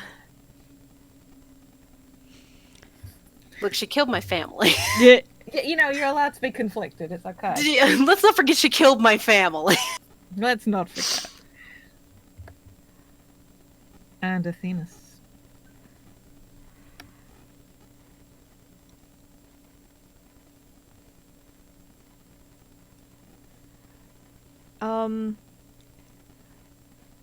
Even though y'all don't know it, I think it's got to be, you know, the fact that I arranged for the queen to be kidnapped, like that. Like, I can try all I want, but I can't hide that something's wrong, and I just don't want to talk about it. That's good. All right. Okay. That's our characters. Scrolling through the PDF.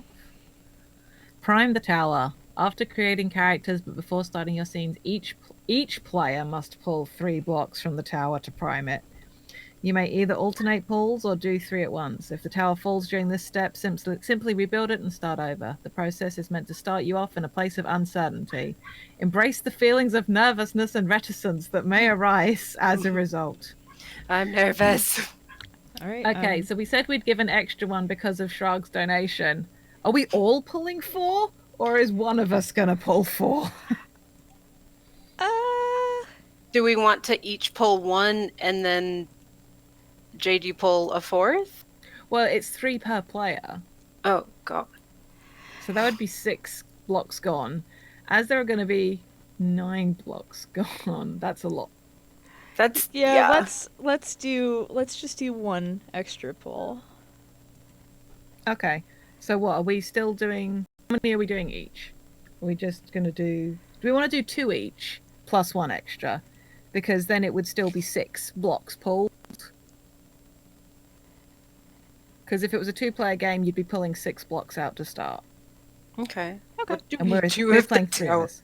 What happens if it falls in the setup? We build again and roll again. Yeah. Okay. So everybody roll 2, and then 2d20s.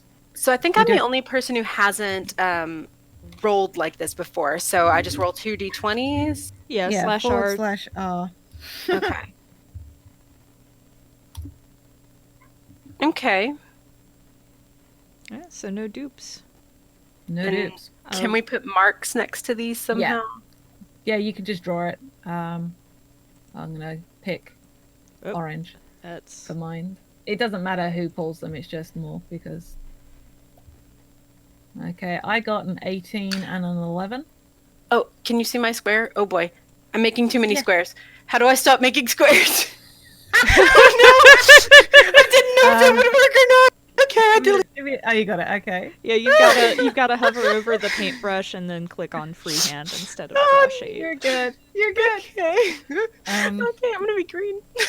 I'm gonna roll this last d20, our extra one. Oh, that's too big of a. I'm sorry, I'm so Okay. bad at this.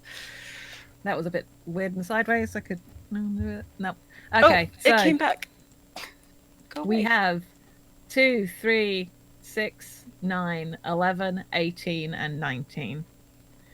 Reminder, as we go through, if you donate £5, when there would be a block pulled, it will instead be 2. Blocks get pulled when you activate a move during the scenes. There are some moves that can be done once a game by one player, once per scene by one player. There are some moves that are only available once per whole game. The moves, I'm going to read these through. I've got I put them on the Roll20. You can follow one of your compatriots into obvious danger, provide care or comfort, aggress on their behalf, or put yourself in harm's way to protect them from danger. So that's that. And what's also cool is that we have 8 scene prompts. Whether or not we get to all 8, yeah, we'll see how the tower goes. So, but yeah, framing scenes. Yeah, you guys that have tuned in, you're probably used to this by this point. The player determine who will set the first scene however you like. For each scene thereafter, you trade off. The player who did not, or a player who did not set the scene, determines when it ends. They can determine it to be over at any point. Each scene has a short prompt. The starting player will begin their turn describing their character's thoughts, feelings, actions, or words, and performing a move if they desire. And you go back and forth. You do not have to end your turn after making a move, but you only make one move per turn. After a scene has been declared over, play stops.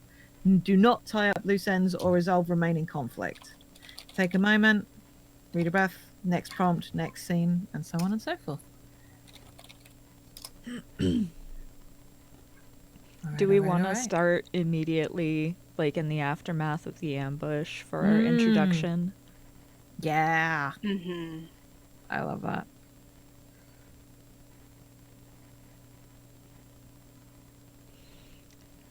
So,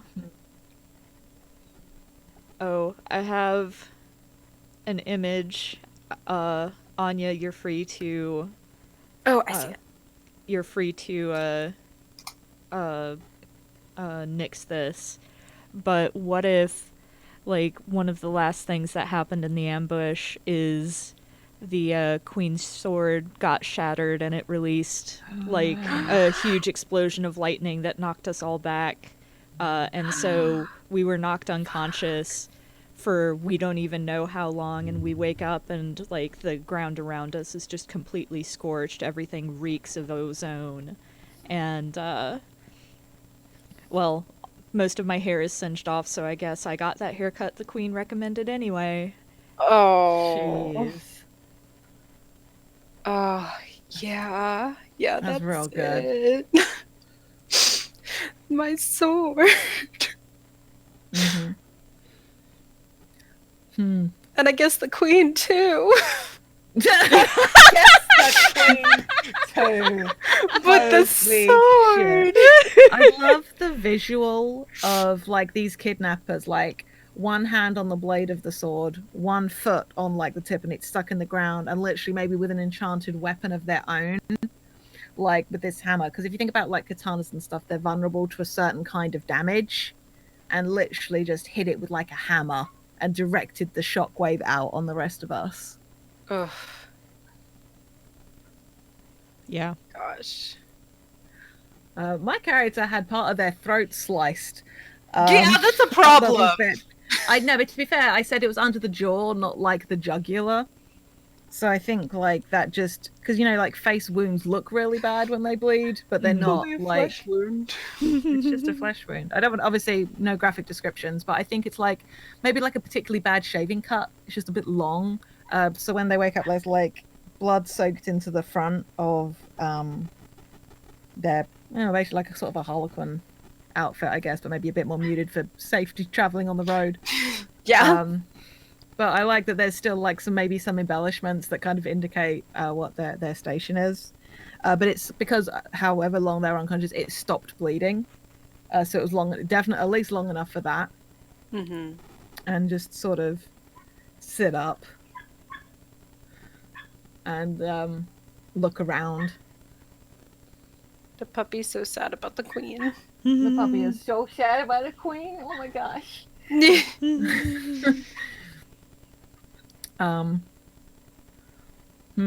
Who do they go to first to wake up? Or to help up?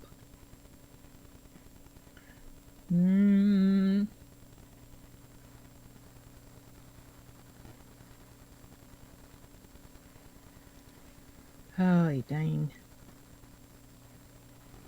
Oh, no, I don't think they do. I think you two wake up to the sound of me crying as I try to get our shit together. Oh.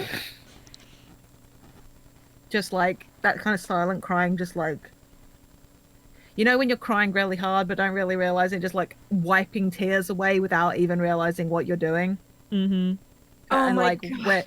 where there was the explosion, like there's maybe certain dust So around, just like there's this streaks in like the dust on their face, and like the front of their clothes is like there's blood around their neckline. is it too early to pull from the tower? No, what's your move? I was gonna provide care or comfort because you admire that I'm like empathetic and caring. Yeah.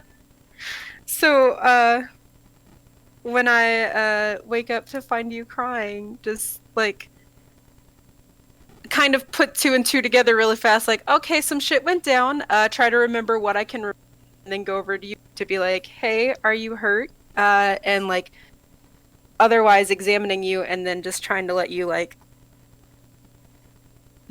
vent how you need to.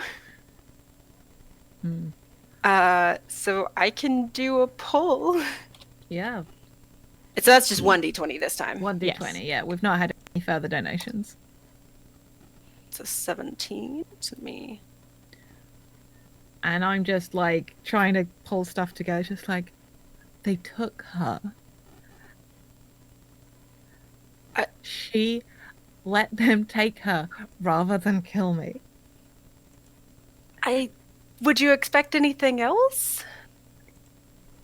No, and she's so stupid.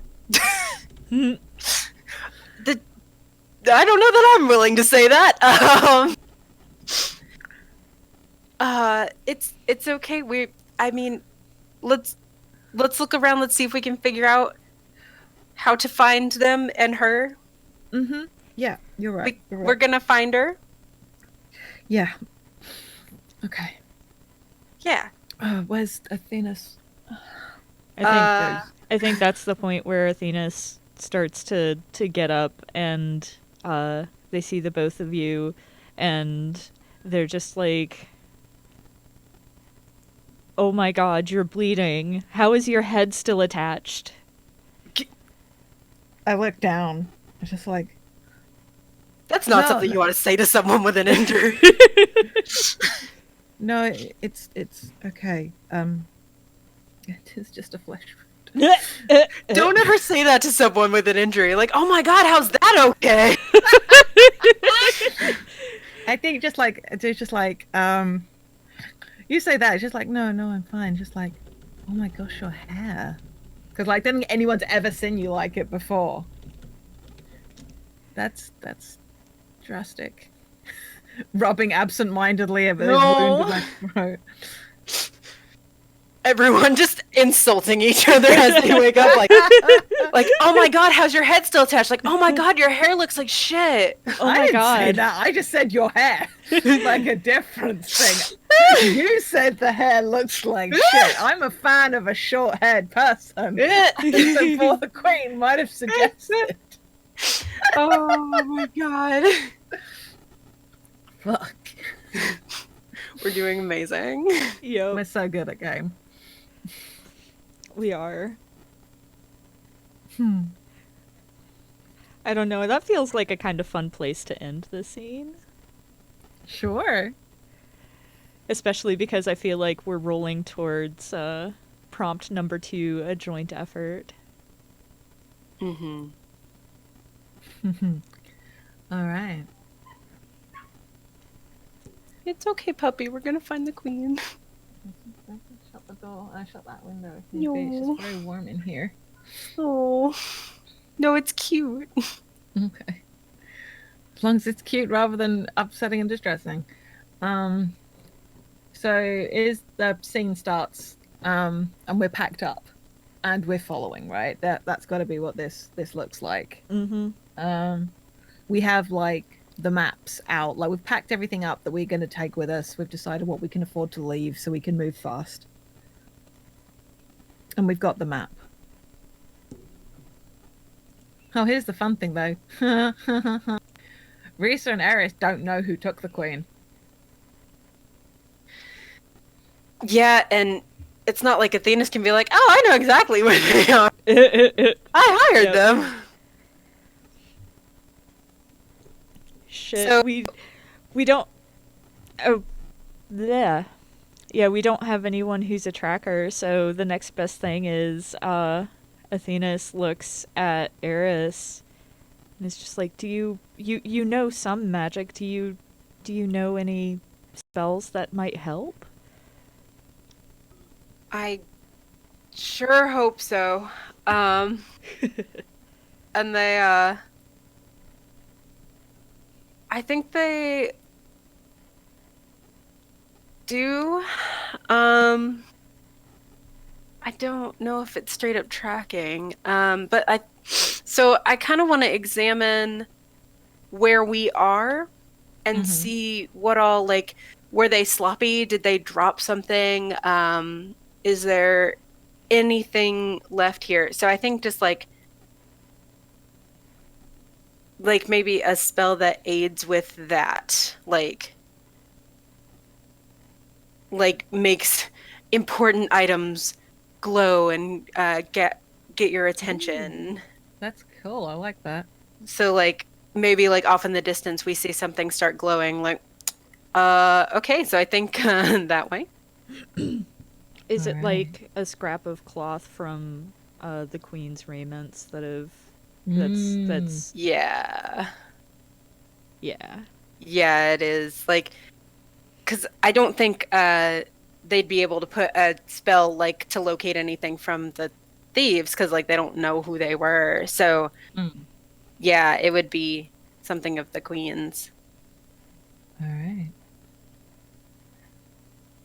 I feel like maybe it's in the direction of either that. What if it's like back towards that open area, the dangerously open one? Ooh. But now there's like, I tell you what, maybe it's an obnoxiously sunny day. Because I really like the thought, because the queen is so associated with lightning and like storms, and like the fact that it's sunny and like clear skies, it's like her absence is even more palpable. Like an added insult. Here's Yeah. something for you. What if it had Oh. been cloudy and threatening to rain before the ambush happened, and like when the sword got destroyed, it banished all of the clouds with the force of the power. That's good. Oh. Nice. But yeah, so Eris points the way and without hesitation, or his shoulders, the bag that they've got, and just starts walking in that direction. I'm gonna pull for follow them into obvious danger. Yeah.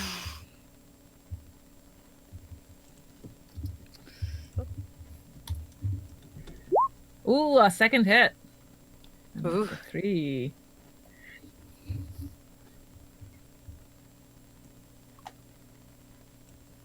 Nope.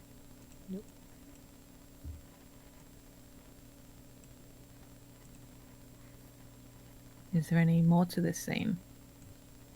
I kind of like the image of all of us just like you like determinedly walking off and then like Athenas and Eris kind of looking at each other and like shrugging like all right and following. Mm-hmm. Yeah. I dig that these scenes have been short because now we get to go to a disagreement and this could be fun. Yeah. Yeah. So maybe it's nightfall and we're trying to decide whether we keep moving through the night Mm-hmm. or whether we stop. And I think I am a proponent of moving through the night because I have a spell that can light our way and can be quickly extinguished in case we need to hide suddenly. Mm-hmm. And I'm all for traveling through the night. Are you okay being opposed? Oh, absolutely. I was going to say that I'm definitely opposed because there are terrible things that stalk the darkness, and we should bed down and keep still and quiet so we don't attract their attention. We're of no use to the queen if we're eaten before we get to her. Or maybe you can't move quietly. And yeah, I think I definitely take this as like a jab at like, oh, you don't trust that like my magic will protect us and that I can do a good job.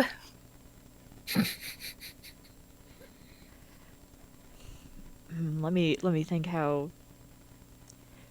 Like, do they say that specifically? Maybe not quite as aggressively at first. Just like they're insistent on like, no, like I can extinguish the light and we will just go into hiding should we need to, and I feel confident that we can keep moving. We can't afford to delay. We don't know who these people are or where they're taking her. Athena's shifts uncomfortably and looks down at their feet, and they just say in a very like even voice, they were able to take her even when we were at our best. What chance do we stand when we're exhausted and if we've been bloodied by the local fauna?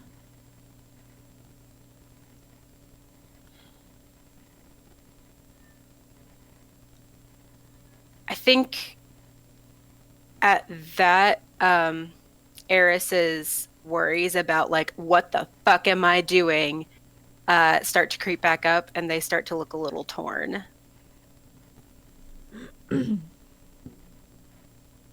No. No, we can't stop. We I please. Oh, my heartstrings. Clink, clink, clink, clink, clink. You're evil. I'm the only English person on this podcast. I'm obliged to be evil, apparently. Oh my god. It's me and Zachary. Occasionally we trade off. Zachary's occasionally the English person. He's occasionally the evil person. Sometimes he just wants to be the English person. It's fine. Yeah. You get to pick that. Please don't. I've heard him do an English accent. It's not great. Oh To be fair, he may have been like piling it on to make my eye twitch further. But it's very good. It's very good and very funny. I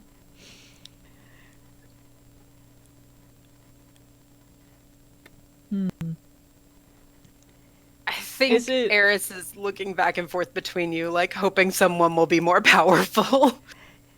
Is it too much to say that our disagreement has caught the attention of some of the local wildlife? Yes, please, because Yes, there's definitely good. a move that's like put yourself in harm's way or something. And also yep, aggress on their behalf. Yeah. Good So I'm thinking that there's, we're in the wide flat area with virtually no cover.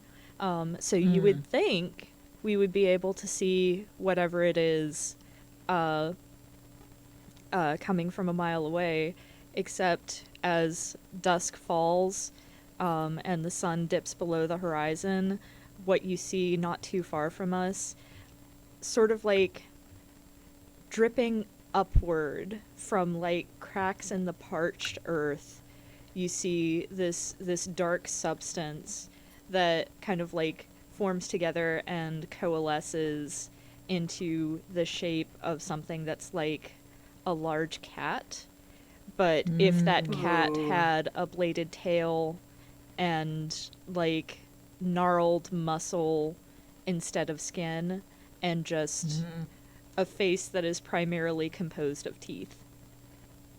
Very good. I hate to break it to you both, but Danielle donated £10, so we're going to be pulling 2 extra blocks this scene regardless. Yes. Thank you, Danielle. Thank you, Danielle.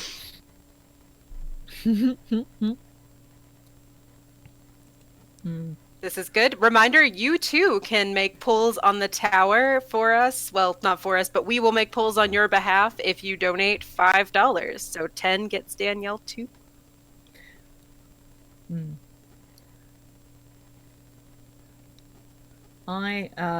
Because Eris seemed nervous. Actually, no, Eris has magic. I'm awful. I'm terrible. You want the queen back? Yeah, but no, it's more. Athenius doesn't have magic, and we're going to need our strategist. And we've already established for the queen that Risa has these really quick reflexes. So this cat creature gets ready to like spring forward, and I step in and I literally sort of shove Athena's to one side and get like one of my knives up and try and get this creature like in its throat. And I don't think I necessarily managed right away, but if I hadn't like interceded, it would have probably gotten you. And that's what I'm going to do. Put myself in harm's way to protect Athena's from danger, and I'm rolling 2 d20s. And do we have to roll another one at some point? Yeah, we owe Danielle another pull. Okay. That's a 9, so that's our second 9 and a 10.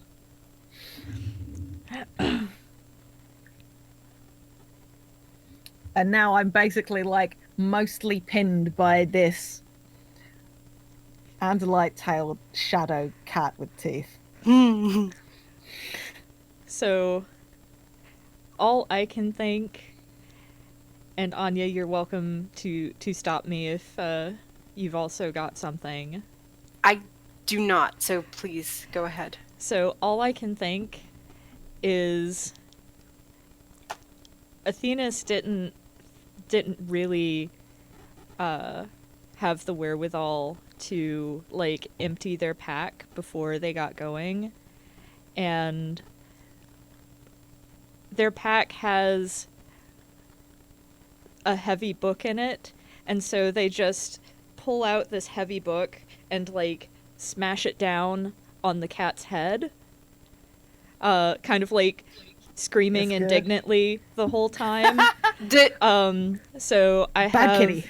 No. Yeah. I have aggressed on Reese's behalf, and I'm going to roll 2d20. My pull and Danielle's pull. Oh, natural 20. Yep. I got a 20 and a 12. We have not had either of those, so the tower remains.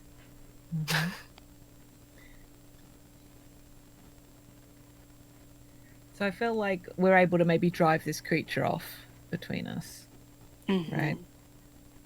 Like maybe it just wasn't expecting this much resistance.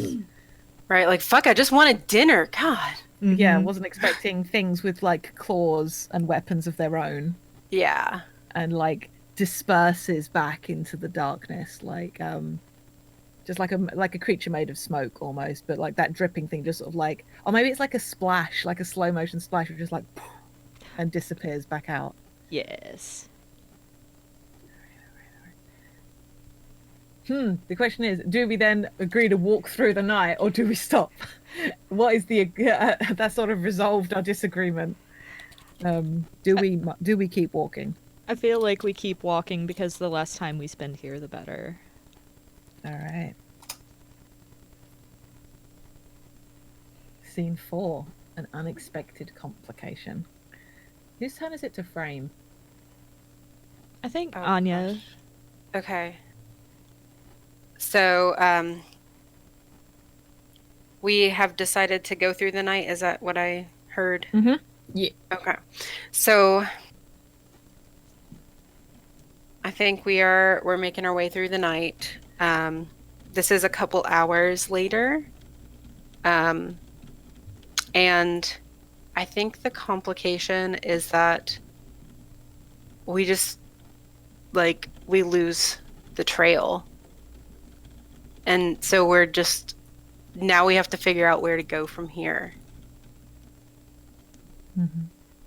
So like maybe the clothing stopped getting ripped along the way, and or like there's no noticeable signs on the ground anymore. We have to like look harder, or we have to find some other way to track the queen.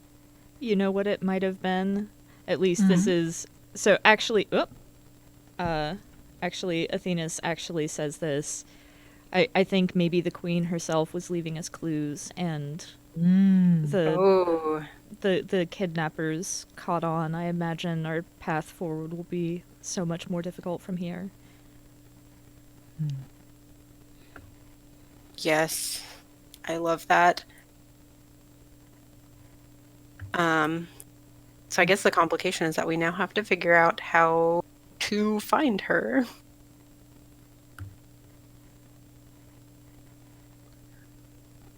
Oh, I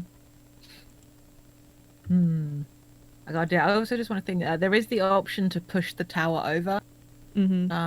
Just as a thing. I think it's if we feel like we get to that point narratively. And we're like also at a half hour, so we should consider that too. Yeah, that was part of why I brought it up. Because I was like, oh boy. Oh boy.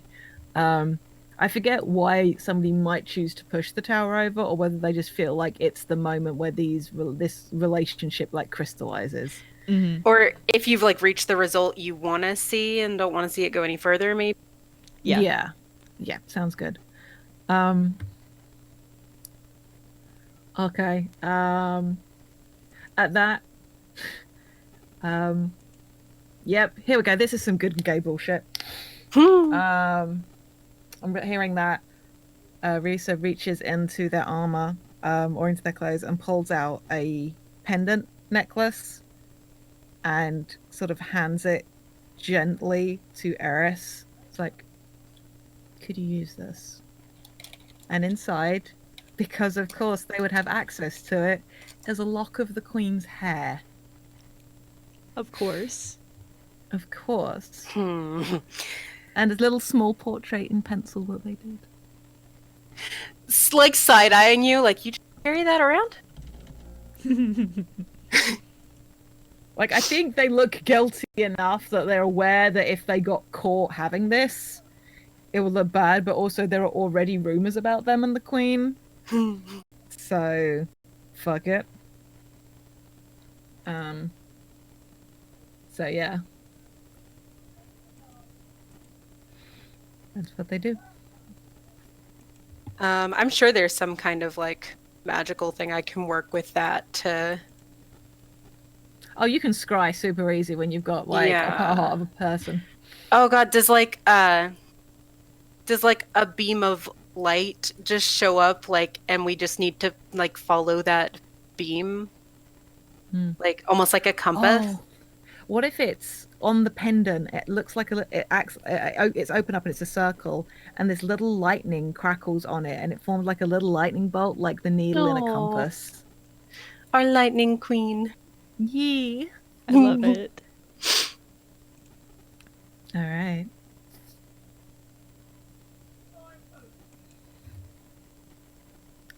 Okay.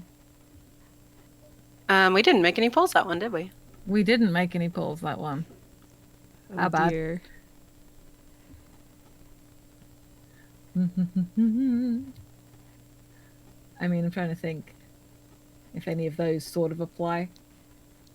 The I only mean, one I can- obviously, like into obvious danger always applies, but I don't want to necessarily Yes. use that as like a scapegoat Yeah. necessarily. Okay, well, what if it's I can put yourself in harm's way because I'm literally just like revealing something super. That's true. Yeah. All right. Like in a way, you're kind of confirming the rumors without like, Yeah. yeah. All right. It's a 6. A second 6. Okay. I mean, we could make the executive decision now. Also, if a number gets hit 3 times, the tower will fall. That might be good for time's sake. Okay. I'm fine with that if Dora is fine with that. Mm. You can also say no. You can say no. Somebody can always push the tower over. I have a thing, and I would really like to be able to potentially get to that thing, if that's okay. Absolutely. I'm looking forward to seeing what possibly the difficult choice is or a heated discussion is, because I feel like angst gremlin power. I feel the angst gremlin stirring, and Yeah, it's good. It's a brand new day. It's because it's built up from how we had a very nice, lighthearted fun in Dreaming Avalon together. Good shit. Scene 5. The calm before the storm. I think, okay, so I just have this idea or this mental image in my head that we eventually come out of the flat scrubland into like, and it's a really sudden transition too. It doesn't, like, Athena's even says, like, you know, biologically speaking, this doesn't make a whole lot of sense, but, you know, essentially LOL shrug emoji. But like just this forest just basically appears out of nowhere, and the trees all have white leaves. Ooh. And like blue bark. And we just come into this kind of like calm, like significantly safer than being out in the open space. That's good.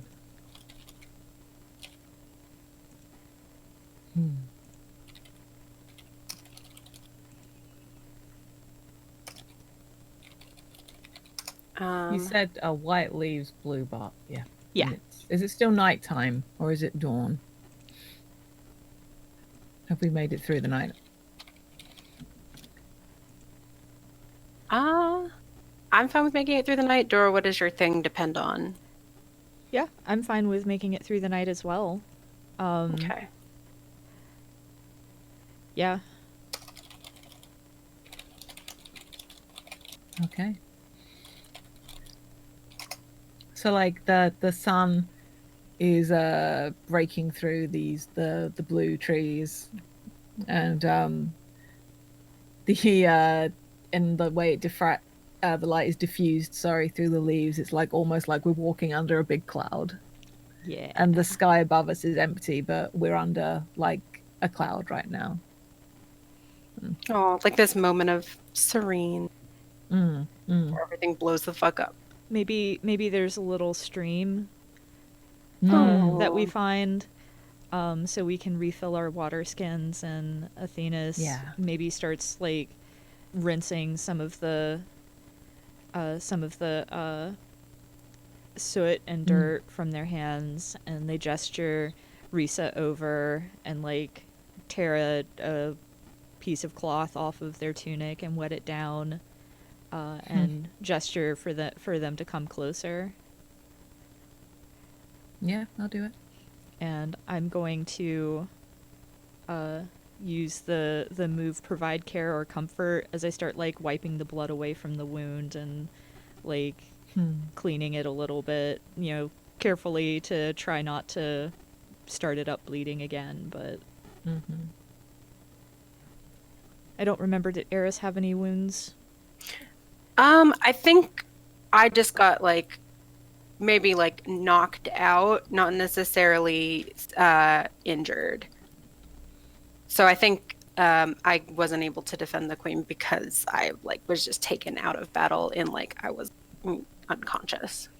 Take out the magic user first. Yeah, that's They fair. normally have the least hit points. Mm-hmm.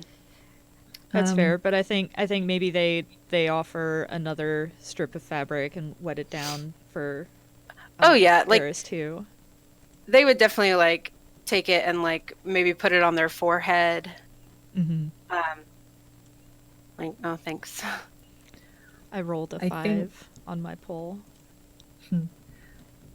After you've done that, I think Risa pulls out a small, very short, like razor, and offers and gestures towards Athena's hair. He's just like, "Would you like me to tidy that up a little for you?" No. I am quite the skilled hairdresser. I'll have you know. Because you can only provide care or comfort once per scene, and because of Athena's guilt, they just shake their head and say, no, we've got more important things to worry about now. All right. There's a look of maybe confusion, like not understanding why they're being that way, but puts the small straight razor away.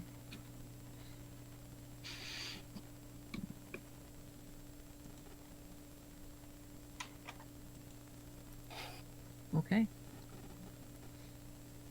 Okay. Any more for that scene, or is that like we get cleaned up and we keep moving on?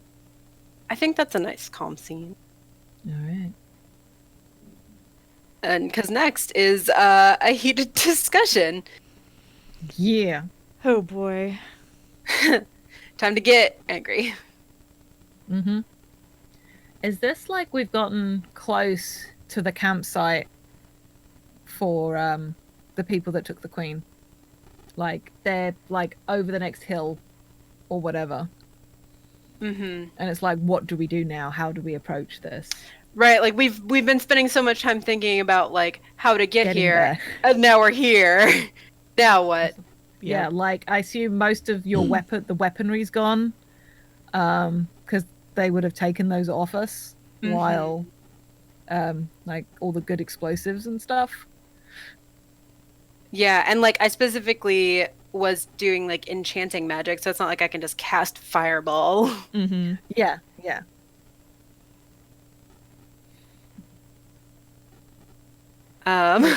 Just a picture of Eris like trying to enchant like a fucking rock to make it into an explosive. Like, no, I've got this. Oh, bless. That's so good.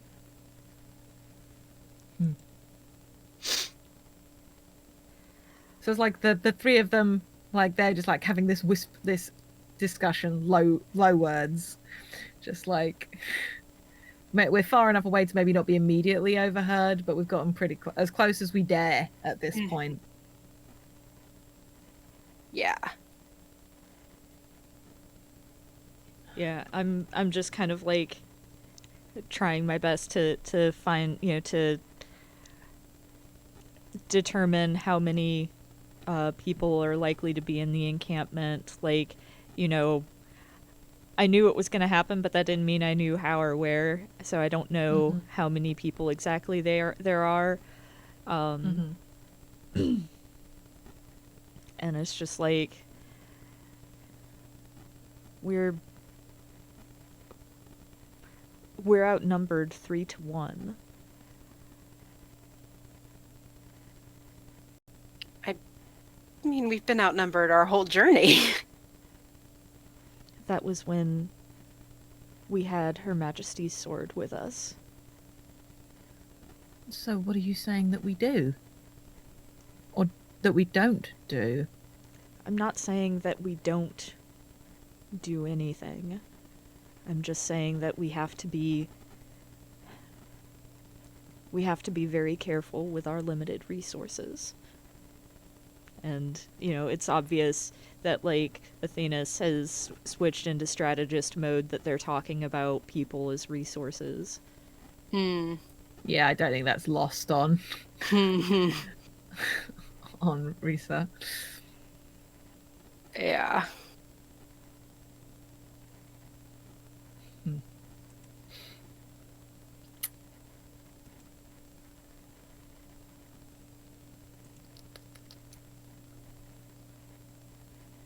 Well, I'm pretty quiet. I could go out ahead, try to take somebody out. Make them realize that that they haven't even lost somebody. Bring their numbers down. Make it a fair fight. It's better than they deserve. We could fake surrender. I mean,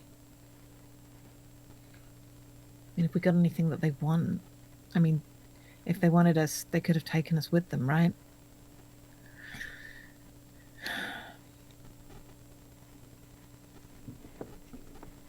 They probably just think that we're dead. So we at least have the element of surprise on our side. We shouldn't give it up. We shouldn't give it up just by announcing our presence. Who's announcing our presence?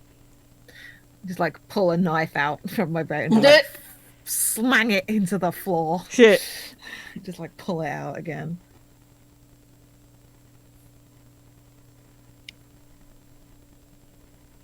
I'm just saying surrender is not an option. I'm hearing a lot of things we can't do from you right now and nothing that we can do. You're a strategist. Strategize. Ooh. It's heated. Yep. It needs to be heated. Yep.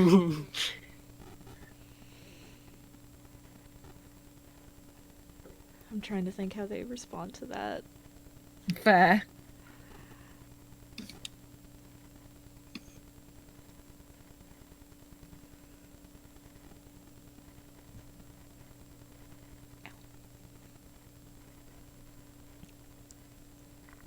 I think they're just like, we can rush in and get ourselves killed. We can move without taking appropriate precautions. I just need a little more time because there are so many things we can do. I just need to find the thing that we should do. How much time do we have? Is that you asking for help? Dora.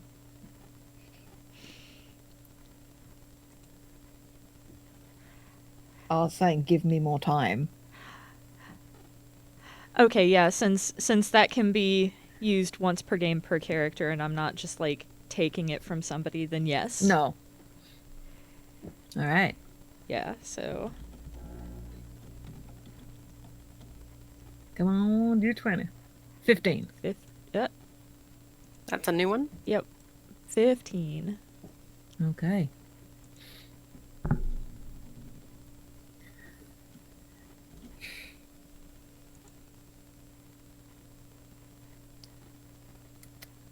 All right. But the second they look like they're moving, I'm following them. We can't let them get away. Does that lead into our difficult choice? It could. Yeah. Like All maybe we see them with the queen, like dragging her maybe from like one part of the place to like another part. Like maybe they were just holding her somewhere for a second, and now they know where to put her. Mm-hmm. Yeah. Right. Because I imagine you're going to immediately follow them into. You know what they say about fools rush in? Jingle, jingle, jingle, jingle, jingle. Wow. I'm leaning in. Please tell me you left your bells at home. I did leave my bells at home. Thank God. So that was sarcastic. Jingle, jingle, jingle. Okay.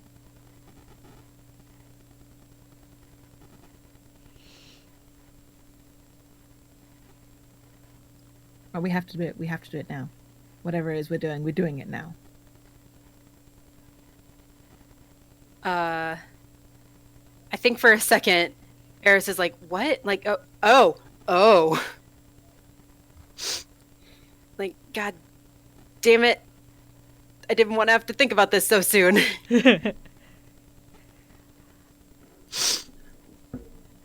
Look, I'm sorry that you've been put in this position. I'm sorry.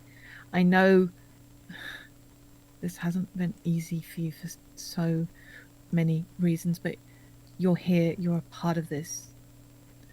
We agree. This is what we agreed to do. We can do this. You can do this. I'm providing care or comfort. You are, aren't you? Oh no. Oh, and then I'm gonna get to roll because 18. That's 2 on 18. I think that like your pep talk works. And there's like feel a new resurgence of like, yeah, you know what, I can do this. Yeah, okay. Lead the way. We got to do this now because we know where she is, and so I am following you into obvious danger. Hell yeah. That's an 8. That's a new one. Yep. Okay. What does Athena's do in this moment?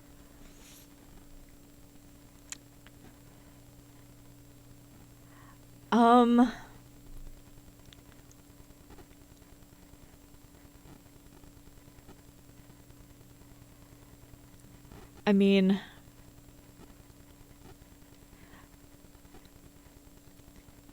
I can't really follow you into obvious danger again because it's happened already, and also Athena's is kind of a coward.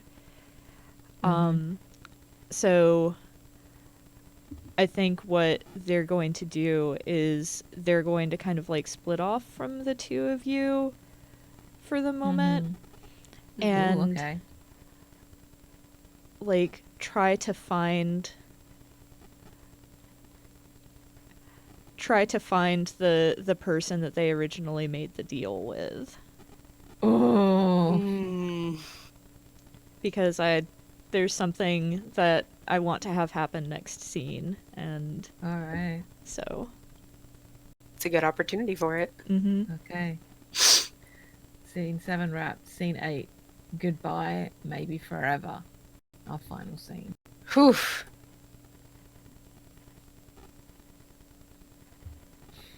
So does this start with Athena's talking to this person?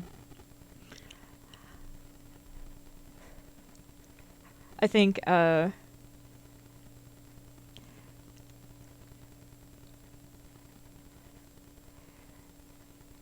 yeah, I think maybe Athena's thought that they would be able to do this unnoticed, but they were completely wrong. So I think I don't want to call them bandits because I don't feel like they're bandits. I feel like they're more organized than that, but Yeah. like maybe the mercenaries. Mhm. The mercenaries like pretty handily apprehended Athenas, Mm-hmm. and that may have come to y'all's attention. Oh man. Okay. Maybe even they that's happened. And I think maybe we've managed to take out two of the other mercenaries by this point on our approach. And but see this happen. And yeah, sure. I've been leaning into what this sort of person Lisa is.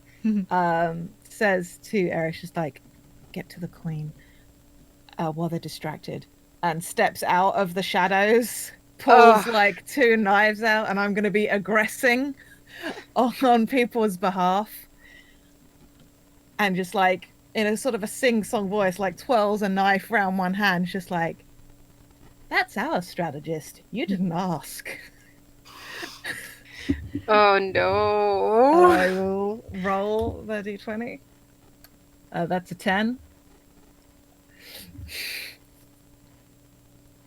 Just like twirling this knife over one hand while the other is just sort of very still. It's sort of like that. You know when a cat is just getting ready to pounce onto something? It's not quite full on butt wiggle, but it is that sort of like ratcheting up through the body kind of vibe. And they're ready to go.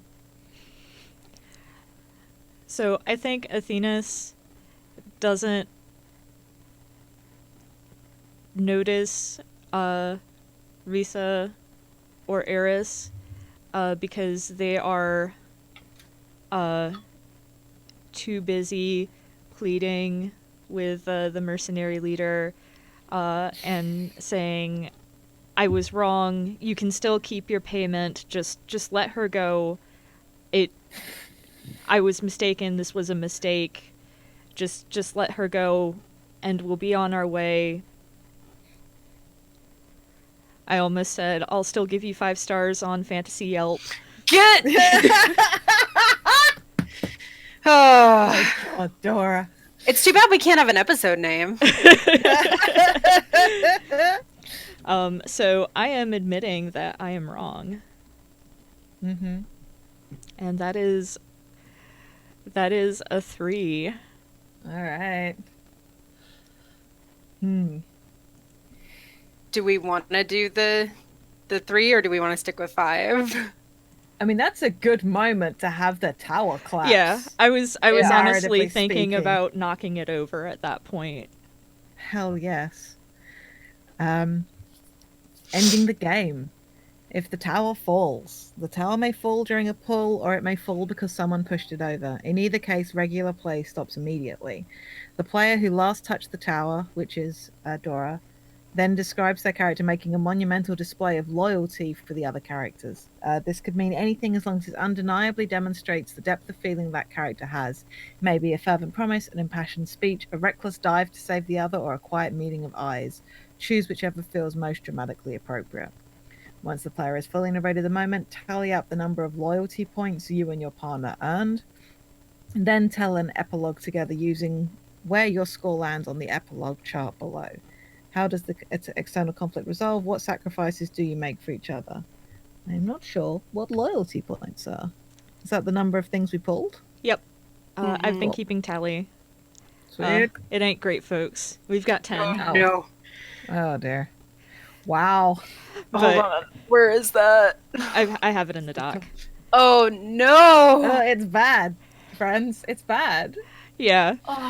Yeah, so my impassioned speech was pleading for this to all end Um, and that is what happened to knock the tower over. God. Man, how mad am I? How mad am I? Well, Okay, I tell you what happens. Are you being like held onto by one of these mercenaries?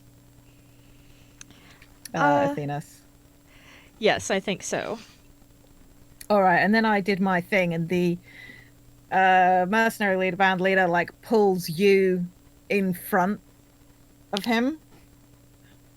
And like my face is like, I'm a smiley person.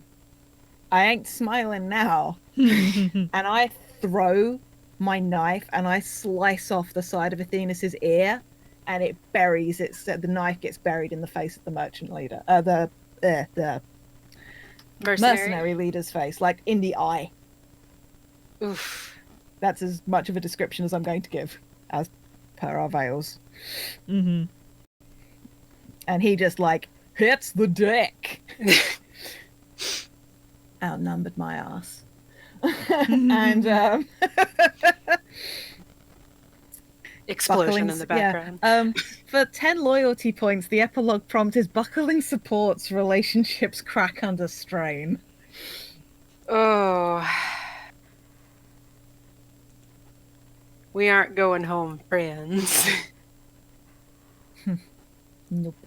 I just realized that was a full sentence. We're not going home, friends, as opposed to we're not going home, my friends. And then that was two very different vibes. So it could be both. No, we're not going home as people who like each other still. We may be not going home. Yeah. Yeah, how does the external conflict resolve? What sacrifices do you make for each other? Well, Athena's is down an ear Yeah. so far. I definitely feel like we can save the queen. Yeah. Mm-hmm. Agreed. Well, yeah, because Eris, when you said, like, just go and save her, they hesitated for a second. They're like, no, don't just run off. And then, like, when they realized, like, well, fuck, they're gone, they went ahead and, like, did as you said. Like, well, if you're fucking gonna sacrifice yourself, I'm not gonna make it in vain. Yeah. Well, I'm not gonna make it so that like you like died for nothing if you do die. So like you're not gonna help, and then I'm gonna ruin it by being too afraid. Because I think like your speech really helped them like get their shit together. So yeah, they're gonna follow as quietly as they can to where they were taking the queen and try to break the queen out. And I think if we all agree, be successful at it. Love it. Okay. And what happens to y'all?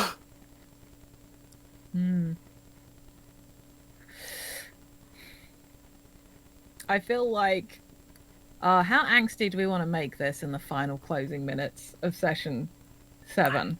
I'm fine with things. Okay. And I blame people in the chat for enabling me. I think that Risa is angry enough at this that they go on a bit of a I think they're basically going to manage to kill most of this group and scare off maybe the last couple, but they are going to get mortally wounded in the process. But if they were going to die for any reason, it would be for getting the queen back. And the others will be able to get away with the queen. It's fine. Athena's just has to live with this on their shoulders. Yeah, and Risa doesn't get a chance to tell Eris that Athena's is the reason why. Because I don't think they got a chance to talk again.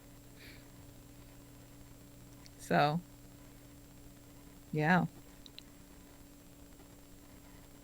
Oh, so I have no clue. To clue. pay respects for Risa. Gosh. So you get to decide if you're going to lie to me. Athena's isn't gonna lie. Like, Mm.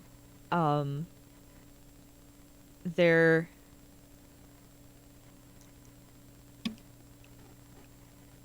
like possibly and possibly the least cowardly thing they've done all game. I think they end up like confessing to both Eris and the Queen what they did. Probably tearfully over the dying body of Risa. How does the queen react? It's your character, so I want to let you make that choice. Yeah. You should decide.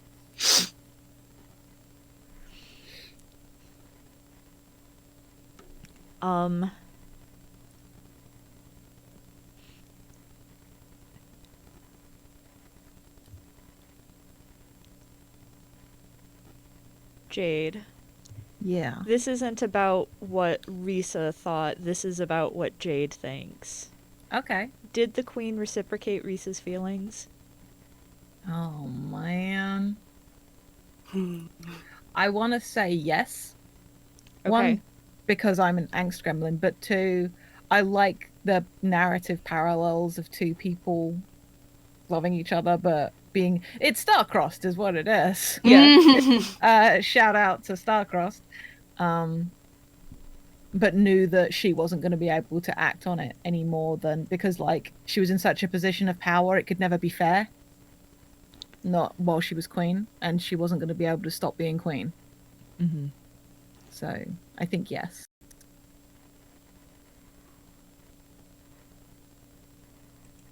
And I think because of that, the Queen...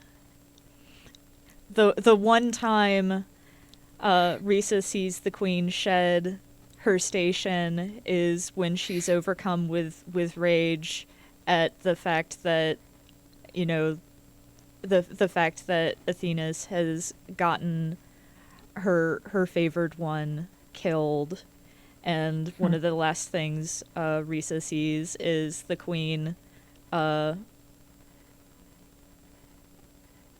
Queen slicing Athena's throat. Damn. We leaned hard on the die part of Ride or Die. Yeah.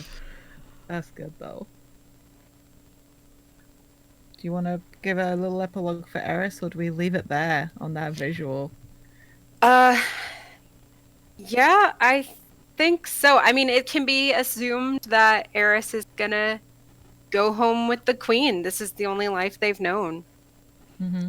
So they're going home. All right. That was Ride or Die by Daniel Lincoln. You can buy this awesome hack of StarCraft at Redtown Talk 90 at itch.io. We're going to quickly do outros, and then we'll have our short changeover before Spirit of 77 Rustling kicks in. Anya Dora is staying over, Amber is coming into play, and Zachary is going to be running that. Yeah, unfortunately I won't have a cool intermediary screen because I've got to set up the next overlay and everything. But just hang tight, we'll be right back. Yeah, Brian is getting some well-deserved sleep. Yeah. Rightly so. I've been Jade. You can find me at Jade Oxford-Rose on the Twitter. Thank you so much for helping us reach our goal. Holy shit, that's amazing. Thank you. I've been Dora. You can find me on Twitter at HarpyDora. I second the helping us reach our goal. Y'all are awesome. Stay tuned while we close this out with a rip roar and good time. Hopefully there'll be some fun incentives and reasons to mess with people with donations. Yeah. And I've been Anya. I'll continue to be Anya next hour, but if you're just tuning in for this one, you can find me on Twitter at AKA Anya. You can also find the podcast I'm from at Roomware Pod on pretty much any social media, but especially Twitter. That's our most active. And we're gearing up for season 2 on March 2nd. So just a few more weeks. Tune in. You don't have to know anything about us to watch. Just please watch. Listen. Yeah, you don't watch a podcast. So good. So good. All right. That's us out. Peace. Bye. Bye.